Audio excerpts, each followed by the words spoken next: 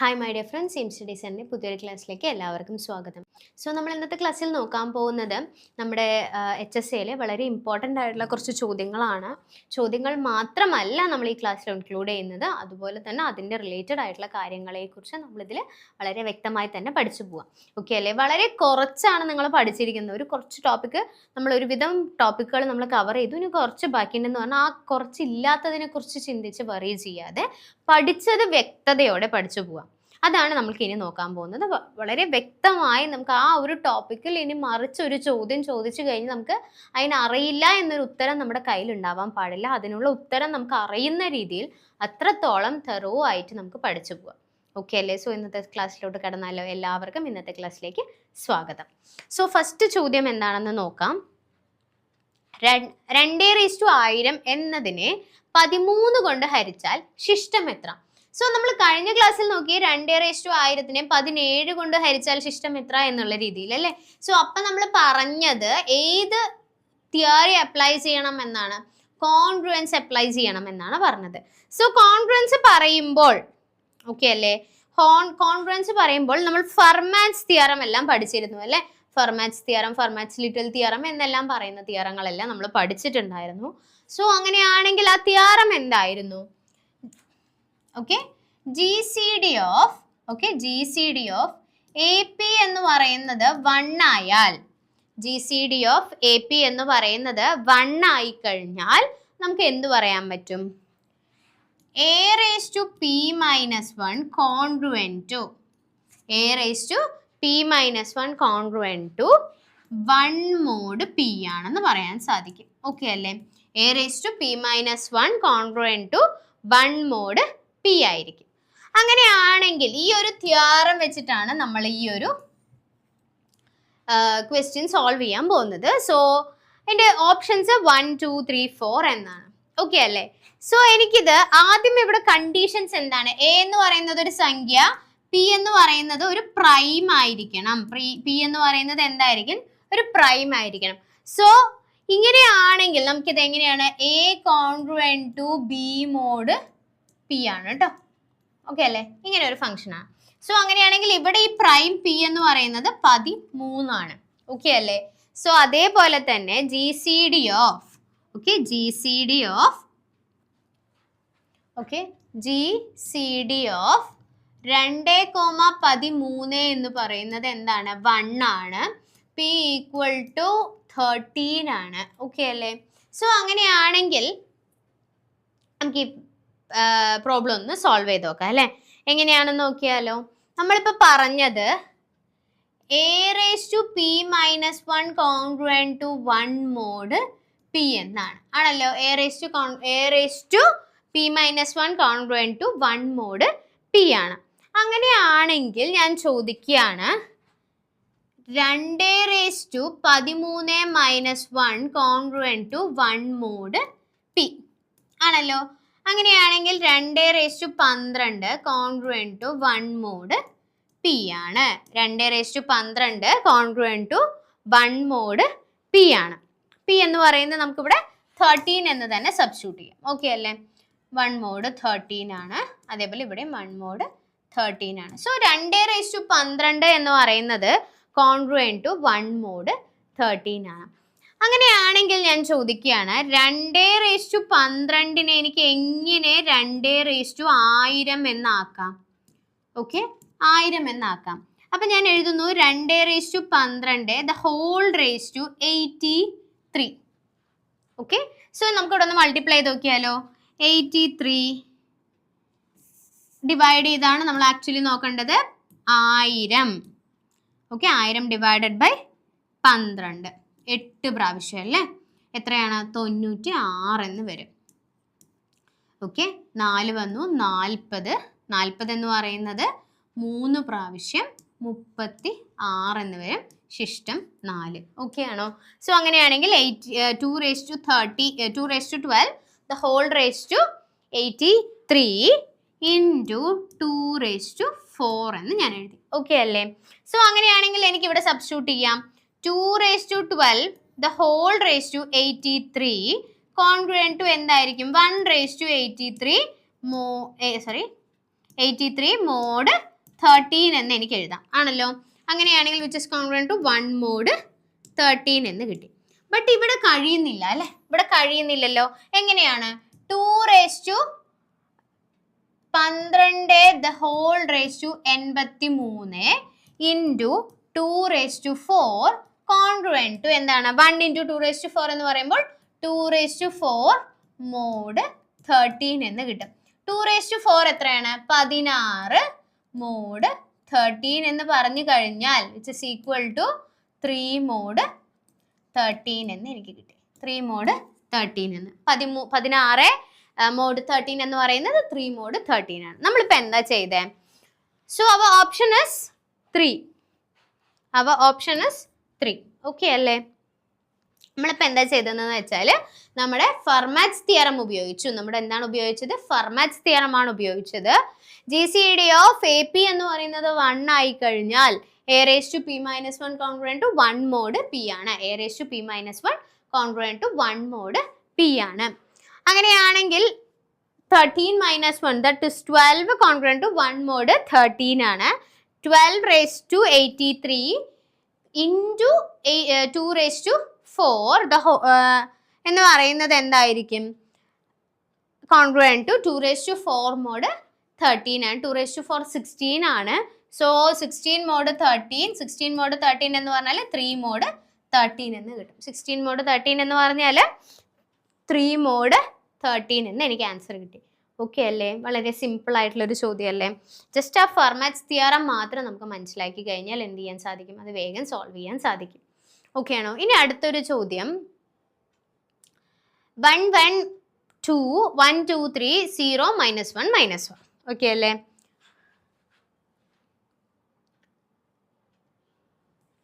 തന്നിരിക്കുന്നത് 1 1 2 1 2 3 0 -1 -1. ഈ ഒരു മാട്രിക്സ് തന്നിട്ടുണ്ട്. ഇതിൻ്റെ എന്താണ് കണ്ടെത്താൻ പറഞ്ഞിരിക്കുന്നത്? ഇതിൻ്റെ റാങ്ക് എത്രയാണെന്നാണ് ചോദിച്ചിരിക്കുന്നത്. 0 1 2 3 എന്നാണ് ഇതിൻ്റെ റാങ്ക് വരിക. ഓക്കെ അല്ലേ? സോ ഈ ഒരു മാട്രിക്സ് തന്നിട്ടുണ്ട്. ഈ ഒരു മാട്രിക്സിൻ്റെ റാങ്ക് എന്താണെന്ന് നമുക്ക് നോക്കാം അല്ലേ? സോ അങ്ങനെയാണെങ്കിൽ അങ്ങനെയാണെങ്കിൽ ഞാൻ നിങ്ങളോട് ചോദിക്കുകയാണ്, ഇതിൻ്റെ ഫസ്റ്റ് റോയും സെക്കൻഡ് റോയും തമ്മിൽ ഞാൻ മൾട്ടിപ്ലൈ ചെയ്ത് കഴിഞ്ഞാൽ first row minus second row ഞാൻ ചെയ്ത് കഴിഞ്ഞാൽ എനിക്ക് എന്താണ് കിട്ടുന്നത്? ഇതിൻ്റെ തേർഡ് റോ ആണ് കിട്ടുന്നത്. ഒന്ന് നോക്കിക്കേ. ഫസ്റ്റ് റോ എന്ന് പറയുന്നത് 1 മൈനസ് 0 എന്ന് പറഞ്ഞാൽ 1 തന്നെ. ദെൻ 1 മൈനസ് -1 എന്ന് പറഞ്ഞാൽ എന്ത് വരും? 2. ഇനി അടുത്തത് 1 മൈനസ് 1 2 മൈനസ് -1 എന്ന് പറഞ്ഞാൽ 3. ഓക്കെ അല്ലേ? സോ അങ്ങനെയാണെങ്കിൽ ആദ്യത്തെയും അവസാനത്തെയും ഫസ്റ്റ് റോയും സെക്കൻഡ് റോയും തമ്മിലുള്ള അതെന്താണ്? അവ രണ്ടും ഇൻഡിപെൻഡൻ്റ് ആണ്. അല്ലെങ്കിൽ അവ രണ്ടിൻ്റെയും കൂടെ മൾട്ടിപ്ലൈ ചെയ്ത് അല്ലെങ്കിൽ അത് രണ്ടിൻ്റെയും കോമ്പിനേഷൻ ആയിട്ട് നമ്മൾ അടുത്തൊരു റോ എഴുതിയിട്ടുണ്ട് എന്നാണ് പറഞ്ഞിരിക്കുന്നത്. രണ്ട് റോകളുടെ കോമ്പിനേഷൻ ആയിട്ടാണ് നമ്മൾ തേർഡ് റോ എഴുതിയിരിക്കുന്നത്. ഓക്കെ അല്ലേ? രണ്ട് റോകളുടെയും കോമ്പിനേഷൻ ആയിട്ടാണ് നമ്മൾ വേറെ ഒരു റോ എഴുതിയിരിക്കുന്നത്. അങ്ങനെയാണെങ്കിൽ റാങ്ക് എന്ന് പറയുന്നത് 3 ആവുമോ? നമ്മൾ പഠിച്ചിരിക്കുന്നത് number of linearly independent rows ആണ്. Rank equal to number of linearly independent rows. But ഇവിടെ എന്താണ്? രണ്ടിൻ്റെയും കൂടെ ആഡ് ചെയ്യുന്നതാണ് മറ്റേതൊന്ന് വരുന്നത്. So that one is not be a independent one, that is a dependent one. എന്തായാലും ഡിപ്പെൻഡൻ്റ് ആയിരിക്കും, ഇൻഡിപെൻഡൻ്റ് ആയിരിക്കില്ല. അതുകൊണ്ട് തന്നെ നമുക്ക് അതെന്താണെന്ന് മനസ്സിലായി. റാങ്ക് 3 അല്ല എന്ന് മനസ്സിലായി. സോ നമുക്ക് ഇവിടെ ഉള്ളത് 2 റോകളാണ്. That is independent. അവ രണ്ടും എന്തായിരിക്കും? ഇൻഡിപെൻഡൻ്റ് ആണ്. സോ അങ്ങനെയാണെങ്കിൽ ഇതിൻ്റെ റാങ്ക് എന്ന് പറയുന്നത് എന്താണ്? Rank equal to 2. റാങ്ക് എന്ന് പറഞ്ഞാൽ എന്തായിരുന്നു? Number of linearly independent rows എന്ന് വെച്ചാൽ ഓക്കെ അല്ലേ? So number of linearly independent റോസിനെയാണ് നമ്മൾ എന്ത് പറയുന്നത്? റാങ്ക് എന്ന് പറയുന്നത്. അടുത്ത ചോദ്യം -2 -3 എന്നിവ ക്രമം 2 ആയ ഒരു സമചതുര മെട്രിക്സിന്റെ എയുടെ ഐഗൺ മൂല്യമായാൽ ഈ ക്യൂബ് ഈക്വൽ ടു എത്രയാണ് എന്നാണ് ചോദിച്ചിരിക്കുന്നത്. എ ക്യൂബ് ഈക്വൽ ടു എത്രയാണ് എന്ന് ചോദിച്ചു കഴിഞ്ഞാൽ ഓക്കെ അല്ലേ? ഓക്കെ, സോ നമുക്ക് ഇതിൽ നിന്ന് എന്താ അറിയാം? -2 -3 ആണ് അതിന്റെ ഐഗൺ വാല്യൂസ് എന്ന് തന്നിരിക്കുന്നത്. സോ നമുക്കൊരു സെക്കൻഡ് ഡിഗ്രി പോളിനോമിയൽ ആണെന്ന് തന്നത് കൊണ്ട് തന്നെ അതിന്റെ ക്യാരക്ടറിസ്റ്റിക് പോളിനോമിയൽ എന്ന് പറയുന്നത് x² minus trace of A X plus determinant A ആണെന്ന് അറിയാം അല്ലേ? ഡിറ്റർമിനന്റ് എ ആണെന്ന് അറിയാം.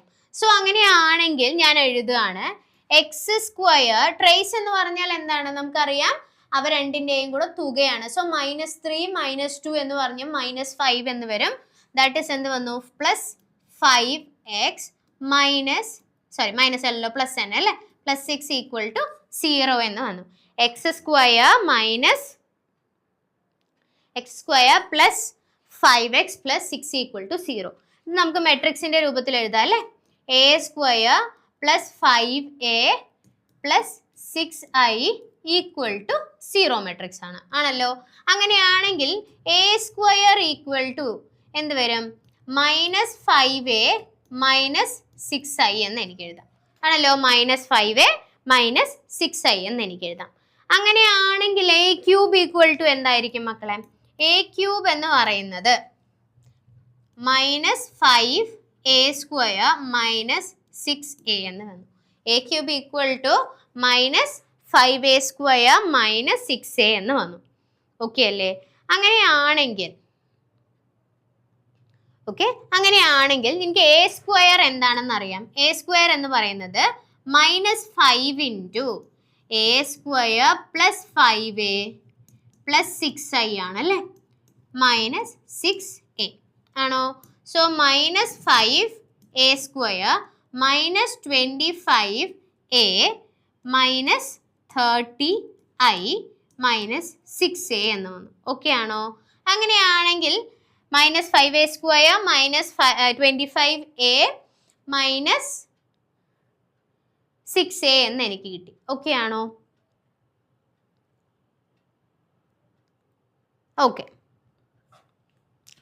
ഓക്കെ അല്ലേ ഇത്? സോ അങ്ങനെ ഇതെല്ലാം നമുക്ക് കിട്ടിക്കഴിഞ്ഞാൽ നമുക്കിതൊന്ന് റീഅറേഞ്ച് ചെയ്ത് എഴുതിയാലോ. സോ -5a², ഓക്കെ, -5a², ഇത് രണ്ടും കൂടെ സബ്ട്രാക്ട് ചെയ്യുമ്പോൾ എന്താണ് വരിക?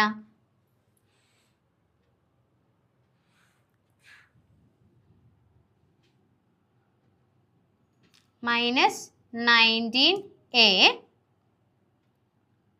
Okay, -19a. ഓക്കെ, ഒരു മിനിറ്റ്, ജസ്റ്റ് നമ്മളിവിടെ a² സബ്സ്റ്റിറ്റ്യൂട്ട് ചെയ്തേ, ചെറിയൊരു മിസ്റ്റേക്കാണ് വന്നത്. It is equal to 5 into a² എനിക്ക് എഴുതാൻ പറ്റുന്നത് 5 ഇൻറ്റു -5a മൈനസ് 6i എന്നാണ്, -6a എന്ന് വരും. ഓക്കെ അല്ലേ?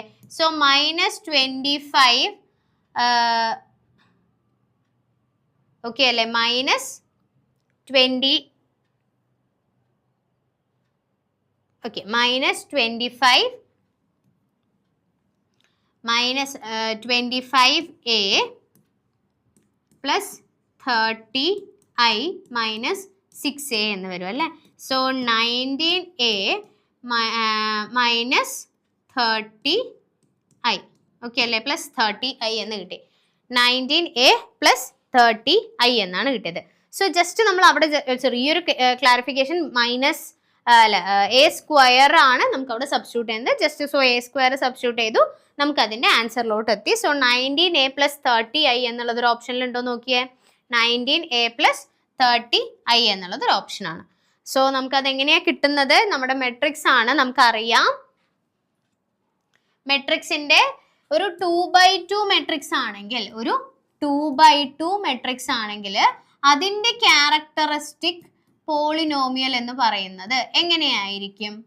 x² minus trace of A into x plus determinant A equal to 0 എന്നുള്ളൊരു ഫോമിലായിരിക്കും അതിൻ്റെ ക്യാരക്ടറിസ്റ്റിക് പോളിനോമിയൽ. അതേ ഇതിപ്പോൾ 3/3 മെട്രിക്സ് ആണെങ്കിൽ ഇതിൻ്റെ പോളിനോമിയൽ എന്ന് പറയുന്നത് x cube minus trace of A into x square, okay, minus m11 plus m22 plus m33 into x plus determinant A എന്ന് വരും. ഓക്കെ ആണോ? ഇതാണ് നമ്മുടെ തേർഡ് ഡിഗ്രി അഥവാ തേർഡ് ഓർഡേർഡ് മെട്രിക്സിൻ്റെ ക്യാരക്ടറിസ്റ്റിക് ഇക്വേഷൻ്റെ ജനറൽ ഫോർമുല. ഇത് സെക്കൻഡ് ഡിഗ്രി ഇക്വേഷൻ്റെ ക്യാരക്ടറിസ്റ്റിക്കിൻ്റെ ജനറൽ ഫോർമുലയാണ് അത്. ഓക്കെ ആണോ? സോ നമുക്കത് രണ്ടും മനസ്സിലായെന്ന് ഞാൻ കരുതുന്നു. അടുത്ത ചോദ്യം, limit 4x divided by limit 2xൻ്റെ വില കാണുക എന്നാണ് ചോദിച്ചിരിക്കുന്നത്. Limit 4x divided by limit 2xൻ്റെ വില കാണാൻ പറഞ്ഞിട്ടുണ്ട് അല്ലേ? സോ അങ്ങനെയാണെങ്കിൽ 1 0 2 ഇൻഫിനിറ്റി ആണ് തന്നിരിക്കുന്നത്. നമുക്ക് എന്താ തന്നിരിക്കുന്നത്? Limit x tends to 0 sine 4x divided by sine 2xൻ്റെ വില ആണല്ലോ. Sine 4x divided by sine 2xൻ്റെ വില കാണാനാണ് പറഞ്ഞിരിക്കുന്നത്. സോ അങ്ങനെയാണെങ്കിൽ ഞാൻ എഴുതുന്നു limit x tends to 0 sine 4x divided by sine 2x എന്ന് ഞാൻ എഴുതി. ഓക്കെ ആണോ? അങ്ങനെയാണെങ്കിൽ limit x tends to 0, limit x tends to 0 sine 4x divided by 4x, okay, divided by, okay ആണോ, divided by sine 2x divided by 2 into 2x എന്ന് ഞാൻ എഴുതി. Okay ആണോ? സൈൻ 4x തന്നെയാണ് എനിക്കിവിടെ ചെയ്യുന്നത്. 2 2 4 ഇൻറ്റു എക്സ് 4x തന്നെയാണ്. So മാറ്റമൊന്നും വരുന്നില്ല. ഓക്കെ ആയില്ലേ? ഇത് നമുക്ക് എന്താണെന്ന് അറിയാം. Limit x tends to 0, okay, limit x tends to 0 sine x by x എന്താണ്? സൈൻ എക്സ് ബൈ എക്സ് എന്ന് പറയുന്നത് 1 ആയിരിക്കില്ലേ? അതേപോലെ തന്നെ സൈൻ 2x ബൈ 2x എന്ന് പറയുന്നത് 1 തന്നെയാണ്.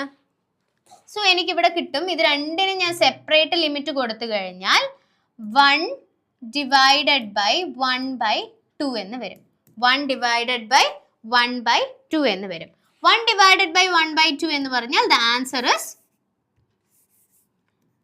That is 2. 1 divided by 1 by 2 എന്ന് പറഞ്ഞാൽ ദ ആൻസർ ഇസ് 2. ഓക്കെ അല്ലേ? ഇത് നമുക്ക് എവിടെ നിന്നാണ് കിട്ടിയതെന്ന് ചോദിച്ചു കഴിഞ്ഞാൽ sine x by x equal to 1 ആണ്. As limit x tends to 0 sine x by x equal to 1 ആണ്. അതുപോലെ tan x by x equal to 1 ആണ്. ഓക്കെ അല്ലേ? ഈ sine x by x equal to 1 എന്നുള്ളൊരു ഫോർമുലയിലോട്ട് എത്തിക്കാനാണ് നമ്മൾ എന്ത് ചെയ്തിരിക്കുന്നത്? Sine 4x by 4x divided by sine 2x by 2 into 2x എന്ന് പറഞ്ഞാൽ 4x തന്നെയാണ്. സോ ആക്ച്വലി ഇത് ചെയ്യുമ്പോൾ ഈ 4xും ഈ 4xും കട്ട് ചെയ്ത് പോവും. ബട്ട് നമ്മൾ എന്ത് ചെയ്തു? നമുക്ക് ആവശ്യാനുസരണം അതിനെ മാറ്റാൻ വേണ്ടി sine 4x by 4x divided by sine 2x by 2 into 2x എന്ന് ഞാൻ എഴുതി. സോ അങ്ങനെയാണെങ്കിൽ 1 divided by 1 divided by 1 by 2 എന്ന് കിട്ടി അല്ലേ? 1 divided by 1 by 2 it is 2. That is answer is 2. നമ്മുടെ ഓപ്ഷനിൽ ഉണ്ടോ എന്ന് നോക്കിയാലോ? So option C is the correct answer. Option C is the correct answer. Okay അല്ലേ? സോ ഇങ്ങനെ കുറച്ച് ഇക്വേഷൻസ് അല്ല, ഇങ്ങനെ കുറച്ച് പ്രോബ്ലംസ് എല്ലാം നമ്മൾ ചെയ്തിട്ടുണ്ട്. അതുപോലെ തന്നെ ഇതേ രീതിയിൽ മറ്റു കുറേ പ്രോബ്ലംസും നമ്മുടെ മാത്സിൽ നമ്മൾ ഈ ഒരു പോർഷനിലെല്ലാം വരുന്നുണ്ട്. ഓക്കെ അല്ലേ? ഈ ഇക്വേഷനുകളെല്ലാം, ഈ ഒരു ഇക്വേഷൻസ് എല്ലാം നമ്മൾ നന്നായിട്ട് മനസ്സിലാക്കി വെച്ചിട്ട് വേണം പോവാൻ. ഓക്കെ ആണോ? അങ്ങനെ അല്ലെങ്കിൽ അത് ഒരുപാട് നമ്മുടെ പ്രോബ്ലം ചെയ്ത് വരുമ്പോൾ കുറച്ച് ഇക്വേഷൻസ് അറിഞ്ഞില്ലെങ്കിൽ എന്ത് ചെയ്യാൻ പറ്റില്ല? നമുക്ക് ആ പ്രോബ്ലം കംപ്ലീറ്റ് ചെയ്യാൻ സാധിക്കില്ല. കഴിഞ്ഞ LPUP പരീക്ഷകളിൽ നിരവധി റാങ്കുകൾ നേടിയ എയിം സ്റ്റഡി സെന്ററിൽ വരാനിരിക്കുന്ന LPUP പരീക്ഷയ്ക്കായിട്ടുള്ള പുതിയ ലോങ് ബാച്ചുകൾ ആരംഭിക്കുന്നു. ഈ കോഴ്സിലൂടെ നിങ്ങൾക്ക് ലഭിക്കുന്നത് റെക്കോർഡഡ് വീഡിയോ ക്ലാസ്സുകൾ, PDF നോട്ട്സുകൾ, ലൈവ് ക്ലാസ്സുകൾ, മോക്ക് ടെസ്റ്റുകൾ, മോഡൽ എക്സാമുകൾ, 2 പേഴ്സണൽ മെന്റേഴ്സ്, ഒരു ഫോളോ അപ്പർ എന്നിവയാണ്. ഈ കോഴ്സിലേക്ക് ജോയിൻ ചെയ്യാനായി 9446537080 എന്ന നമ്പറിലോട്ട് വിളിക്കുകയോ മെസ്സേജ് ചെയ്യുകയോ ചെയ്യാം. അടുത്ത റാങ്ക് നിങ്ങൾക്കാണ്. ഞങ്ങൾ നിങ്ങളോടൊപ്പം ഉണ്ട്. 5 into 10 into 25 into 40 into 50 into 55 into 60 into 125 into 80. ഈ ഗുണനഫലത്തിൽ അവസാനിക്കുന്ന പൂജ്യങ്ങളുടെ എണ്ണം എത്ര എന്നാണ് ചോദിച്ചിരിക്കുന്നത്. ഇങ്ങനെ ഒരു വലിയ നമ്പർ തന്നിട്ടുണ്ടല്ലേ, നമുക്കിത് മൾട്ടിപ്ലൈ ചെയ്ത് അതിനുശേഷം അതിൽ എത്ര സീറോസ് വരുന്നുണ്ട് എന്നൊന്നും കണ്ടെത്താൻ സാധിക്കില്ല. അത് ബുദ്ധിമുട്ടുള്ള കാര്യം തന്നെയാണ്. സോ നമ്മൾ എങ്ങനെയാണ് കണ്ടെത്തുക എന്ന് നമുക്ക് നോക്കാം. സോ ഓപ്ഷൻസ് തന്നിരിക്കുന്നത് 8, 9, 13, 12 എന്നാണ്. 8, 9, 13, 12. സോ നമുക്കത് എങ്ങനെയാ ചെയ്യാന്ന് നോക്കാം അല്ലേ. സോ തന്നിരിക്കുന്നത് 5 ഇൻറ്റു, ഓക്കെ, 10നെ ഞാൻ എഴുതുകയാണ് 2 ഇൻറ്റു 5 എന്ന് ഞാൻ എഴുതി. ഓക്കെ അല്ലേ, 10നെ ഞാൻ എങ്ങനെ എഴുതി? 2 ഇൻറ്റു 5. അതേ രീതിയിൽ തന്നെ 25നെ ഞാൻ 5ന്റെ സ്ക്വയർ എന്ന് എഴുതുന്നു. 40നെ എനിക്ക് എങ്ങനെ എഴുതാം? 2 ഇൻറ്റു 2 ഇൻറ്റു 2 ഇൻറ്റു 5 എന്ന് എനിക്ക് എഴുതാമല്ലോ.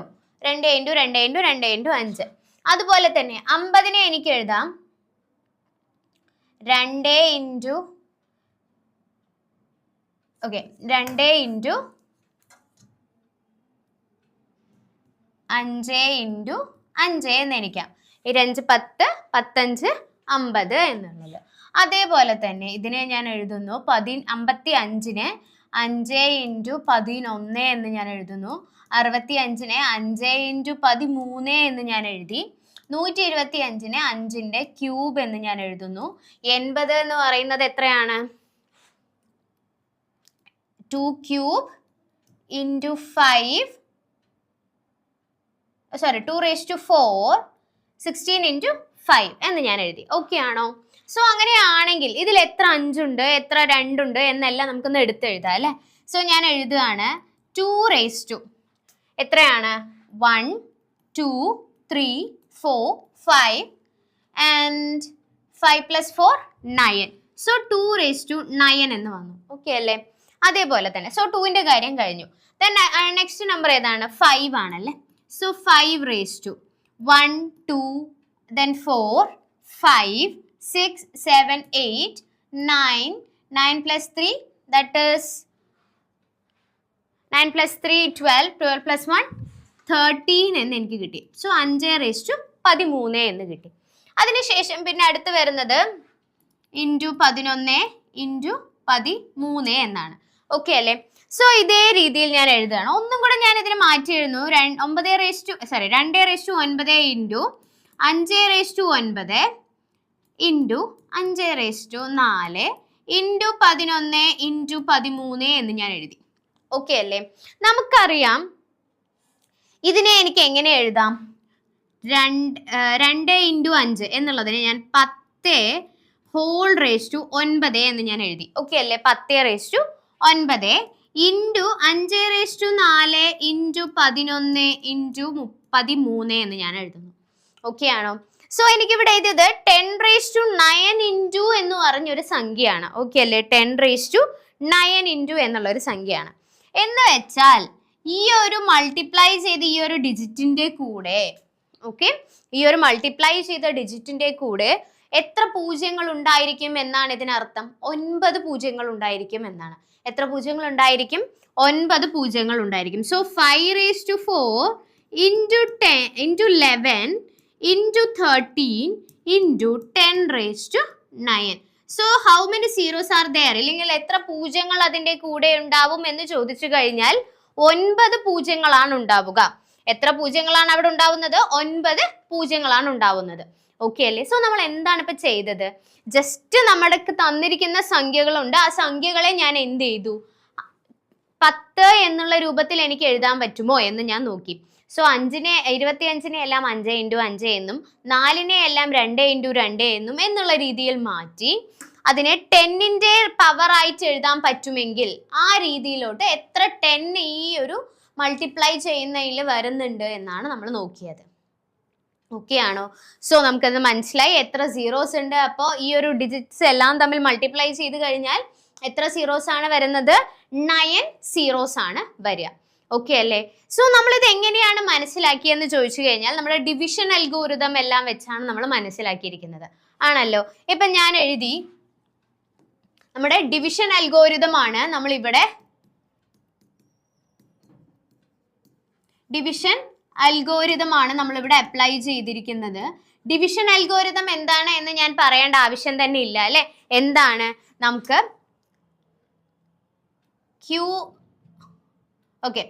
നമുക്ക് ഏതൊരു സംഖ്യയെയും ഏതൊരു എയിനെയും a equal to q into b plus r where 0 less than or equal to r less than b എന്ന് എനിക്ക് എഴുതാൻ സാധിക്കും. ഇങ്ങനെ ഒരു കാര്യം നമ്മൾ പഠിച്ചിട്ടുണ്ട്. അതുപോലെ തന്നെ നമ്മൾ ഒരു സംഖ്യനെ ഫാക്ടറൈസ് ചെയ്യാനും നമ്മൾ പഠിച്ചിട്ടുണ്ട് അല്ലെ. ഫാക്ടറൈസ് ചെയ്യാനാണ്. ഇപ്പൊ നമുക്ക് എങ്ങനെ എഴുതാം? a എന്ന് പറയുന്ന സംഖ്യയെ p1 raised to 1, p1 raised to a1, p2 raised to a2 etc എന്നുള്ള രീതിയിൽ pn raised to an എന്നുള്ള രീതിയിൽ എനിക്ക് റെപ്രസെന്റ് ചെയ്യാൻ സാധിക്കും. അതേപോലെ തന്നെ ഈ ഒരു റെപ്രസെന്റേഷൻ എന്ന് പറയുന്നത് യുണീക്ക് ആയിരിക്കും. എന്ന് നമ്മൾ പഠിച്ചിട്ടുണ്ട് അല്ലെ. p1 raised to a1 into p2 raised to a2 etc pn raised to an. So അങ്ങനെയാണെങ്കിൽ ആ രീതിയിലാണ് നമ്മളിപ്പോൾ 125 ആണെന്ന് കരുതുക. 125നെ 5 വെച്ച് ഞാൻ ഡിവൈഡ് ചെയ്യുകയാണ്, 5 വെച്ച് ഫാക്ടറൈസ് ചെയ്യാണ്. സോ 25 എന്ന് എനിക്ക് കിട്ടും. അഗെയിൻ 5 വെച്ച് ഫാക്ടറൈസ് ചെയ്തു. So 5ൽ 5 1 times. സോ ഇതിനെ ഞാൻ എഴുതി 5 ക്യൂബ് എന്ന്. ഓക്കെ അല്ലേ? അതേ രീതിയിലാണ് ഈ ഒരു മെത്തേഡ് ഉപയോഗിച്ചുകൊണ്ട് മാത്രമാണ് നമ്മൾ എന്ത് ചെയ്തിരിക്കുന്നത്, ഈ ഒരു ഫുൾ ആയിട്ടുള്ള കാര്യങ്ങളെല്ലാം കൊണ്ടുപോയിരിക്കുന്നത്. ഓക്കെ അല്ലേ? സോ ഡിവിഷൻ അൽഗോരിതം പറയുമ്പോൾ അടുത്ത ഒരു ഇമ്പോർട്ടൻ്റ് ആയിട്ടുള്ള ഒരു കാര്യം പറയാനുള്ളത് എന്താണെന്ന് ചോദിച്ചു കഴിഞ്ഞാൽ ഡിവിസിബിലിറ്റി ആണ്.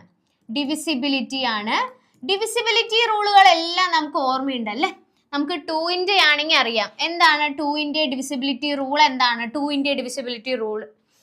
Last digit, okay, last digit വന്നിട്ട് ഈവൻ നമ്പർ ആണെങ്കിൽ, അല്ലെങ്കിൽ അത് ഒരു ഇരട്ട സംഖ്യയാണെങ്കിൽ, ഓക്കെ അല്ലേ, ഒരു ഇരട്ട സംഖ്യയാണെങ്കിൽ നമുക്ക് പറയാൻ സാധിക്കും അത് 2ന്റെ ഗുണിതമാണ് എന്ന്. അതൊരു ലാസ്റ്റ് ഡിജിറ്റ്, അതിന്റെ അവസാന അക്കം എന്ന് പറയുന്നത് ഒരു ഇരട്ട സംഖ്യയോ അല്ലെങ്കിൽ ഓർ 0യോ ആയിക്കഴിഞ്ഞാൽ നമുക്ക് പറയാൻ സാധിക്കും അതെന്താണെന്ന്, അത് ഒരു ഇരട്ട സംഖ്യയാണ്, അഥവാ ഒരു 2ന്റെ ഗുണിതമാണ്, അല്ലെങ്കിൽ 2ല് കംപ്ലീറ്റ്ലി ഡിവിസിബിൾ ആയിട്ടുള്ള ഒരു സംഖ്യയാണെന്ന് പറയാൻ സാധിക്കും. ഓക്കെ അല്ലേ? 2 കൊണ്ട് കംപ്ലീറ്റ്ലി ഡിവിസിബിൾ ആയിട്ടുള്ള ഒരു സംഖ്യയാണ്. അതേ രീതിയിൽ 3 ആണെന്ന് കരുതുക. നമ്മൾ ഇതെല്ലാം പഠിച്ച കാര്യമാണ്, ഞാൻ ജസ്റ്റ് റിവൈസ് ചെയ്യുന്നു എന്ന് മാത്രമേ ഉള്ളൂ. 3ന്റെ ഡിവിസിബിലിറ്റി റൂൾ എന്താണ്? ഇതിന്റെ ഡിവിസിബിലിറ്റി റൂൾ എന്ന് പറയുന്നത് അക്കങ്ങളുടെ തുക, ഓക്കെ, അക്കങ്ങളുടെ തുക എന്ന് പറയുന്നത് എന്തായിരിക്കണം? 3ന്റെ ഗുണിതമായിരിക്കണം. ആണല്ലോ. എങ്ങനെയാണ്? അക്കങ്ങളുടെ തുക എന്ന് പറയുന്നത് 3ന്റെ ഗുണിതമായിരിക്കണം. എന്ന് വെച്ചാൽ അതിന്റെ ഡിജിറ്റ് സം എന്ന് പറയുന്നത് ഇസ് എ മൾട്ടിപ്പിൾ ഓഫ് 3 ആയിരിക്കണം. ഡിജിറ്റ് സം എന്ന് പറയുന്നത് മൾട്ടിപ്പിൾ ഓഫ് 3 ആയിരിക്കണം. അതേ രീതിയിൽ 4 ആണെന്ന് കരുതുക. 4ന്റെ ഡിവിസിബിലിറ്റി റൂൾ എന്താണ്? ലാസ്റ്റ് 2 ഡിജിറ്റ്സ് എന്ന് പറയുന്നത്, ലാസ്റ്റ് 2 ഡിജിറ്റ്സ് എന്തായിരിക്കണം? ഈസ് എ മൾട്ടിപ്പിൾ ഓഫ് 4 ആയിരിക്കണം. ഈസ് എ മൾട്ടിപ്പിൾ ഓഫ് 4 ആണല്ലോ. മൾട്ടിപ്പിൾ ഓഫ് 4 ആയിരിക്കണം. അതേ രീതിയിൽ 5ന്റെ ഡിവിസിബിലിറ്റി റൂൾ എന്തായിരുന്നു? 5ന്റെ divisibility rule last digit, okay, last digit എന്ന് പറയുന്നത് either it should be 0 or 5. ഒന്നില്ലെങ്കിൽ ലാസ്റ്റ് ഡിജിറ്റ് 0 ആവാം, അതല്ലെങ്കിൽ ലാസ്റ്റ് ഡിജിറ്റ് എന്താവാം? 5 ആവാം. ഓക്കെ അല്ലേ? സോ ഇത്തരത്തിൽ നമുക്ക് 5ന്റെ പറയാൻ സാധിക്കും. അതേപോലെ 6ന്റെ പറയുവാണെങ്കിൽ it should satisfy, ഓക്കെ, ഇത് എന്ത് സാറ്റിസ്ഫൈ ചെയ്യണം? 2ന്റെയും 3ന്റെയും ഡിവിസിബിലിറ്റി സാറ്റിസ്ഫൈ ചെയ്യണം എന്നാണ് പറയുന്നത്. ഓക്കെ അല്ലേ? 2ന്റെയും 3ന്റെയും ഡിവിസിബിലിറ്റി സാറ്റിസ്ഫൈ ചെയ്യണം. അതേ രീതിയിൽ 7 ആണെന്ന് കരുതുക. ഓക്കെ ആണോ? 7 ആണെങ്കിൽ ലാസ്റ്റ് നമ്പറെ സ്കിപ്പ് ചെയ്തുകൊണ്ട്, ഓക്കെ അല്ലേ, ലാസ്റ്റ് നമ്പറിനെ സ്കിപ്പ് ചെയ്തുകൊണ്ട് എന്ത് ചെയ്യാം? അതിനെ നമുക്കൊരു സംഖ്യ കിട്ടുമല്ലോ, ആ സംഖ്യയിൽ നിന്ന് -2 into ലാസ്റ്റ് ഡിജിറ്റ്. ഓക്കെ അല്ലേ? ഇത് ഒരു മൾട്ടിപ്പിൾ ആണെങ്കിൽ, ഈ ഒരു സാധനം മൾട്ടിപ്പിൾ ഓഫ് 7 ആണെങ്കിൽ നമുക്ക് എന്ത് പറയാൻ സാധിക്കും? അതിൻ്റെ ഡിവിസിബിലിറ്റി സാറ്റിസ്ഫൈ ചെയ്യുന്നുണ്ട് എന്ന് പറയാൻ സാധിക്കും. ലാസ്റ്റ് ഡിജിറ്റ് സ്കിപ്പ് ചെയ്യുക, അപ്പോൾ ഒരു സംഖ്യ കിട്ടും. അതുകൊണ്ട് ലാസ്റ്റ് ഡിജിറ്റിന്റെ ഡബിൾ മൈനസ് ചെയ്യുമ്പോൾ നമുക്കൊരു സംഖ്യ കിട്ടും. ആ സംഖ്യ മൾട്ടിപ്പിൾ ഓഫ് 7 ആണെങ്കിൽ അതിന് നമുക്ക് എന്ത് പറയാം? അത് ഒരു ഡിവിസിബിലിറ്റി, 7ന്റെ ഡിവിസിബിലിറ്റി സാറ്റിസ്ഫൈ ചെയ്യുന്നുണ്ട് എന്ന് പറയാൻ സാധിക്കും. അതേപോലെ 8ന്റെ ആവുമ്പോൾ ലാസ്റ്റ് 3 ഡിജിറ്റ്സ് എന്ന് പറയുന്നത് ഇസ് എ മൾട്ടിപ്പിൾ ഓഫ് 8 ആയിരിക്കണം. 9ന്റെ ആണെങ്കിൽ നമുക്കറിയാം ഡിജിറ്റ് സം. ഓക്കെ അല്ലേ? ഡിജിറ്റ് സം എന്ന് പറയുന്നത് എന്താണ്? ഇസ് എ മൾട്ടിപ്പിൾ ഓഫ് 9 ആയിരിക്കണം. മൾട്ടിപ്പിൾ ഓഫ് 9 ആയിരിക്കണം. ഓക്കെ ആണോ? 9ന്റെ ഡിവിസിബിലിറ്റി റൂൾ എങ്ങനെയാണ് പറയാൻ സാധിക്കുന്നത്? Digit some is a multiple of 9. അതേപോലെ പിന്നെ 10ന്റെ പിന്നെ പറയാനില്ല അല്ലെ? എന്താണ് 10ന്റെ വരിക? അതിൻ്റെ ലാസ്റ്റ് ഡിജിറ്റ് എന്ത് മാത്രമായിരിക്കണം? 0 ആയിരിക്കണം. ലാസ്റ്റ് ഡിജിറ്റ് എന്തായിരിക്കണം? 0 ആയിരിക്കണം. അതേ രീതിയിൽ 11ന്റെ ആണെന്ന് കരുതുക. ഓക്കെ അല്ലേ? 11ന്റെ ആണെങ്കിൽ നമ്മൾ എന്താ ചെയ്യേണ്ടത്? ഓൾട്ടർനേറ്റ് നമ്പേഴ്സ് ഓക്കെ, ഓൾട്ടർനേറ്റ് നമ്പേഴ്സിൻ്റെ സം ആദ്യം കണ്ടെത്തി ദെൻ ഡിഫറൻസ് കണ്ടെത്തിയാൽ അതെന്തായിരിക്കണം? ഐദർ 0 ആയിരിക്കണം, ഓക്കെ, ഒന്നില്ലെങ്കിൽ 0 ഓർ മൾട്ടിപ്പിൾ ഓഫ് 11. ഓക്കെ അല്ലേ? Either it should be 0 or it is a multiple of 11. So ഇതെല്ലാമാണ്. ഇത്തരത്തിൽ ഒരുപാട് കാര്യങ്ങൾ നമ്മൾ പോകുന്നുണ്ട്. മെയിൻ ആയിട്ട് ഒരു നമ്പർ തന്നിട്ട് അതിൻ്റെ ഡിവിസിബിലിറ്റി ചെക്ക് ചെയ്യാൻ പറയുവാണെങ്കിൽ, ഇപ്പൊ പെട്ടെന്ന് തരുവാണ് 15ന്റെ ഡിവിസിബിലിറ്റി ചെക്ക് ചെയ്യാൻ പറഞ്ഞെന്ന് കരുതുക. സോ നമ്മൾ എന്ത് ചെയ്താൽ മതി? 5ന്റെയും 3ന്റെയും ഡിവിസിബിലിറ്റി നോക്കിയാൽ മതി. ഓക്കെ അല്ലേ? 12ന്റെ ചെക്ക് ചെയ്യാൻ പറഞ്ഞാൽ 2ന്റെയും 3ന്റെയും അഥവാ 4ന്റെയും 3ന്റെയും ഡിവിസിബിലിറ്റി ചെക്ക് ചെയ്യാം. ഓക്കെ ആണോ? അതേപോലെ ഇങ്ങനെ ഓരോ സംഖ്യകൾക്കും നമുക്ക് എന്ത് ചെയ്യാൻ പറ്റും? അതിന്റെ ഡിവിസിബിലിറ്റി ഇതേ രീതിയിൽ ചെക്ക് ചെയ്യാൻ സാധിക്കും. ഓക്കെ ആണോ? സോ ഇതാണ് നമ്മുടെ ഡിവിസിബിലിറ്റി. വളരെ ഇമ്പോർട്ടൻ്റ് ആണ്. ഇങ്ങനെയുള്ള ചോദ്യങ്ങൾ വന്നുകൂടാ എന്നില്ല. ഓക്കെ അല്ലേ? നമുക്കതൊരു ചോദ്യമായിട്ട് തന്നെ വന്നില്ലെങ്കിൽ പോലും നമ്മുടെ പല ചോദ്യങ്ങൾക്കും നമുക്ക് ഇത് ആവശ്യം വരുന്ന രീതിയിലുള്ള ചോദ്യങ്ങളാണ്. ഓക്കെ ആണോ? അടുത്ത ചോദ്യത്തിലോട്ട് കടന്നാലോ? അടുത്ത ചോദ്യം 135x is congruent to 6 mod 10.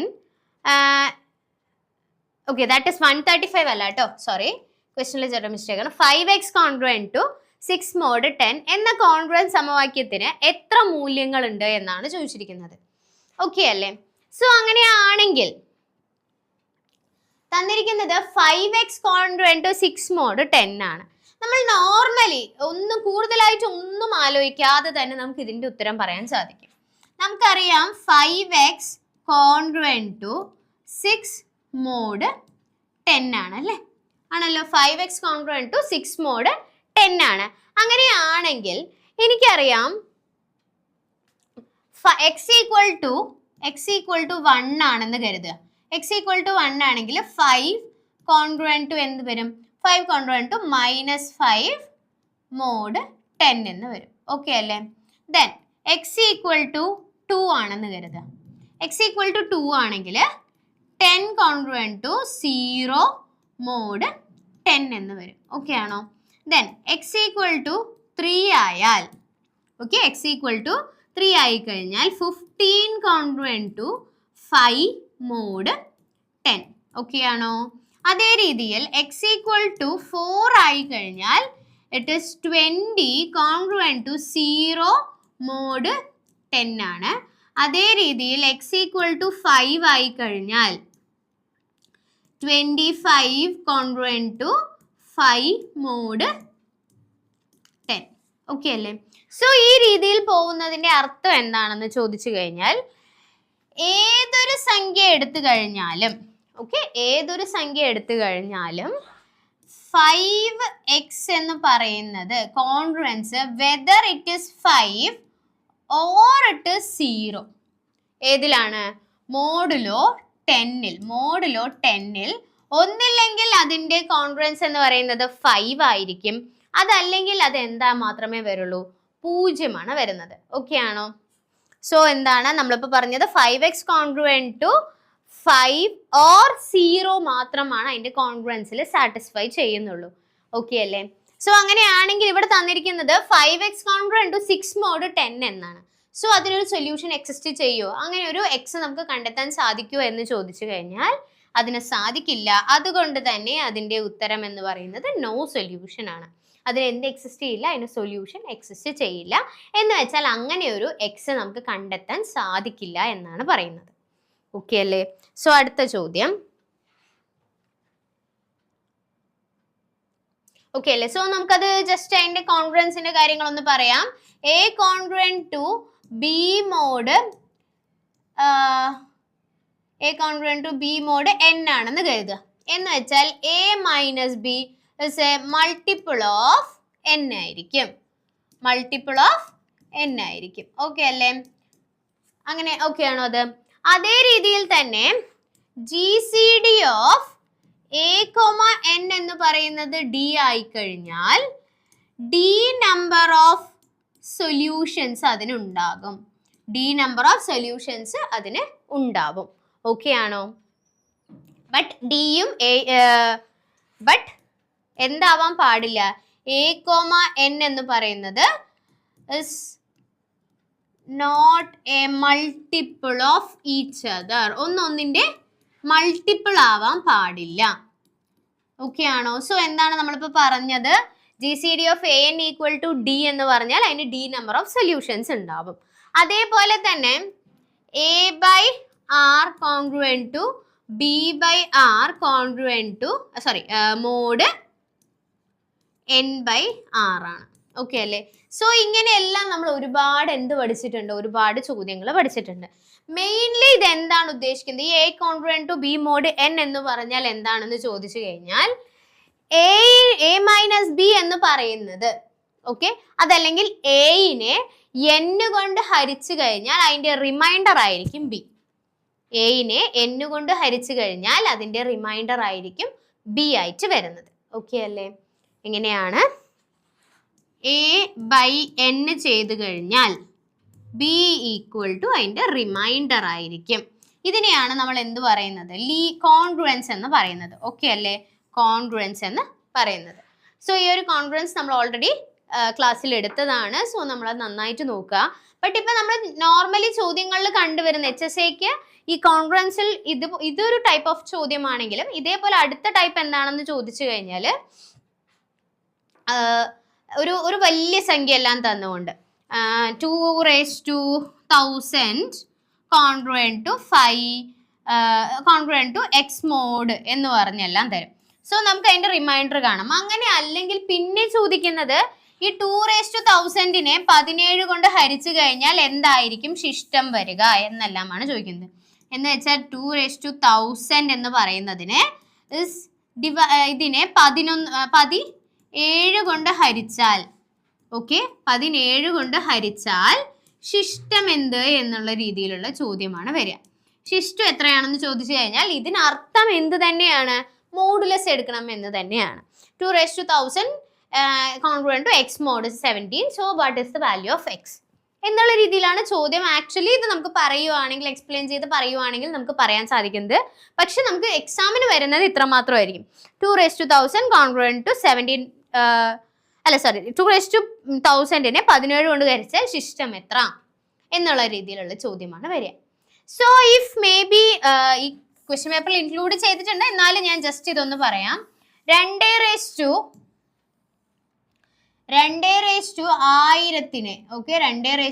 ഇത് ഒരുപാട് ചോദ്യ പേപ്പറുകളിൽ കണ്ട ചോദ്യമായതുകൊണ്ടാണ് ഇത് തന്നെ എടുത്ത് പറഞ്ഞു തരുന്നത്.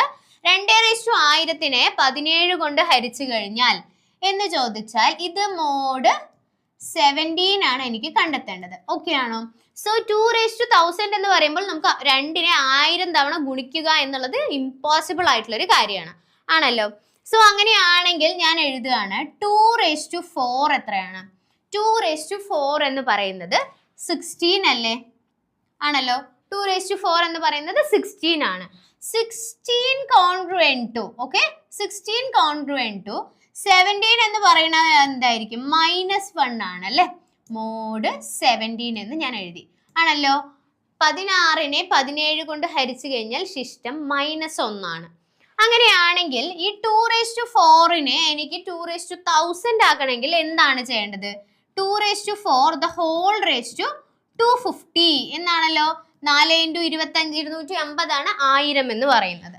So -1 the whole raised to 250 mod 17 എന്ന് വരും. ഓക്കെ ആണോ?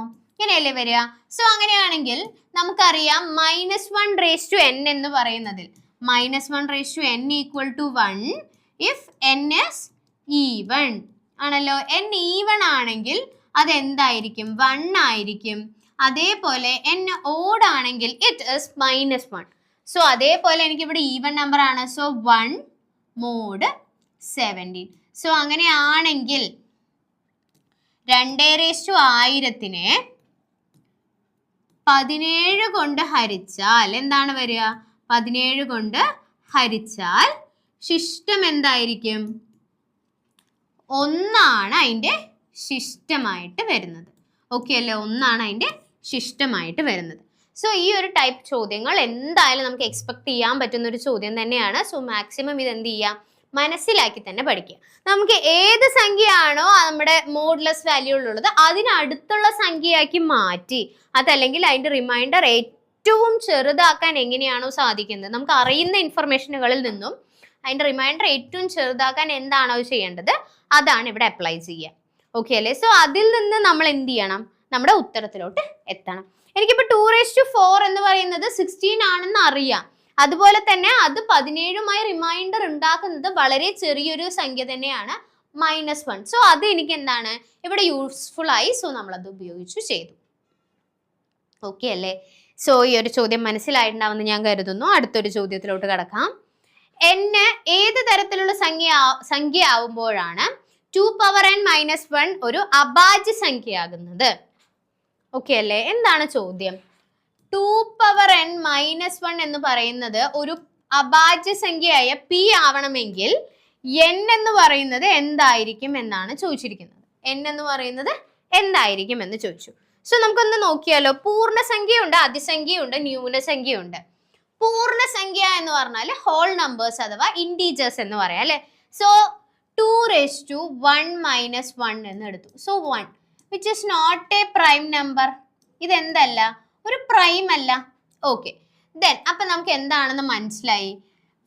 നമ്മുടെ പൂർണ്ണസംഖ്യ അല്ല, പൂർണ്ണസംഖ്യ അല്ല എന്ന് മനസ്സിലായി അല്ലേ? പൂർണ്ണസംഖ്യ അല്ല, തെറ്റി. അടുത്തത് അതിസംഖ്യകളാണ്. അതിസംഖ്യ എന്ന് പറഞ്ഞാൽ പോസിറ്റീവ് ഇൻറ്റീജേഴ്സ് ആണ് വരിക. So n equal to again n equal to 1 substitute ചെയ്യേണ്ട. n equal to 1 സബ്സ്റ്റിറ്റ്യൂട്ട് ചെയ്യാതെ n equal to നമ്മളിപ്പോൾ ഒരു 4 സബ്സ്റ്റിറ്റ്യൂട്ട് ചെയ്തെന്ന് കരുതുക. സോ 2⁴ എന്ന് പറയുന്നത് എത്രയാണ്? 2⁴ - 1. 2⁴ 16 - 1 equal to 15 ആണ് അല്ലേ? ഇതും എന്തല്ല? Is not an element of prime numbers. ഇതെന്തല്ല? ഒരു പ്രൈം അല്ല. അതേപോലെ അടുത്തത് ന്യൂനസംഖ്യ n equal to -1 ആണെന്ന് കരുതുക. സോ 2⁻1 - 1 എന്ന് വെച്ചാൽ 1/2 - 1 എന്ന് വരും, -1/2 എന്ന്, which is also not a prime number. ഇതും എന്തല്ല? ഒരു പ്രൈം നമ്പർ അല്ല. സോ അങ്ങനെയാണെങ്കിൽ n-ന് നമ്മളൊരു പൂർണ്ണസംഖ്യ കൊടുത്തപ്പോൾ അതല്ല, അതുപോലെ തന്നെ ഒരു അതിസംഖ്യ കൊടുത്തപ്പോൾ അതും എന്താണ്? തെറ്റാണ്. അതിസംഖ്യ കൊടുത്തപ്പോൾ അതും തെറ്റാണ്. അതുപോലെ തന്നെ ന്യൂനസംഖ്യ കൊടുത്തപ്പോഴും അതെന്തായി? തെറ്റായി മാറി. ഇനി ആകെ ഒന്ന് മാത്രമേ ഉള്ളൂ. n ഈക്വൽ ടു ഒരു പ്രൈം നമ്പർ ആണെങ്കിൽ 2⁻2 - 1 എന്ന് പറയുമ്പോൾ 3 എന്ന് വരും, which is an element of p. അതേപോലെ n ഈക്വൽ ടു ഞാൻ കൊടുക്കുകയാണ് 3 എന്ന്. 2³ - 1 that is 7, which is also prime. അതേപോലെ n ഈക്വൽ ടു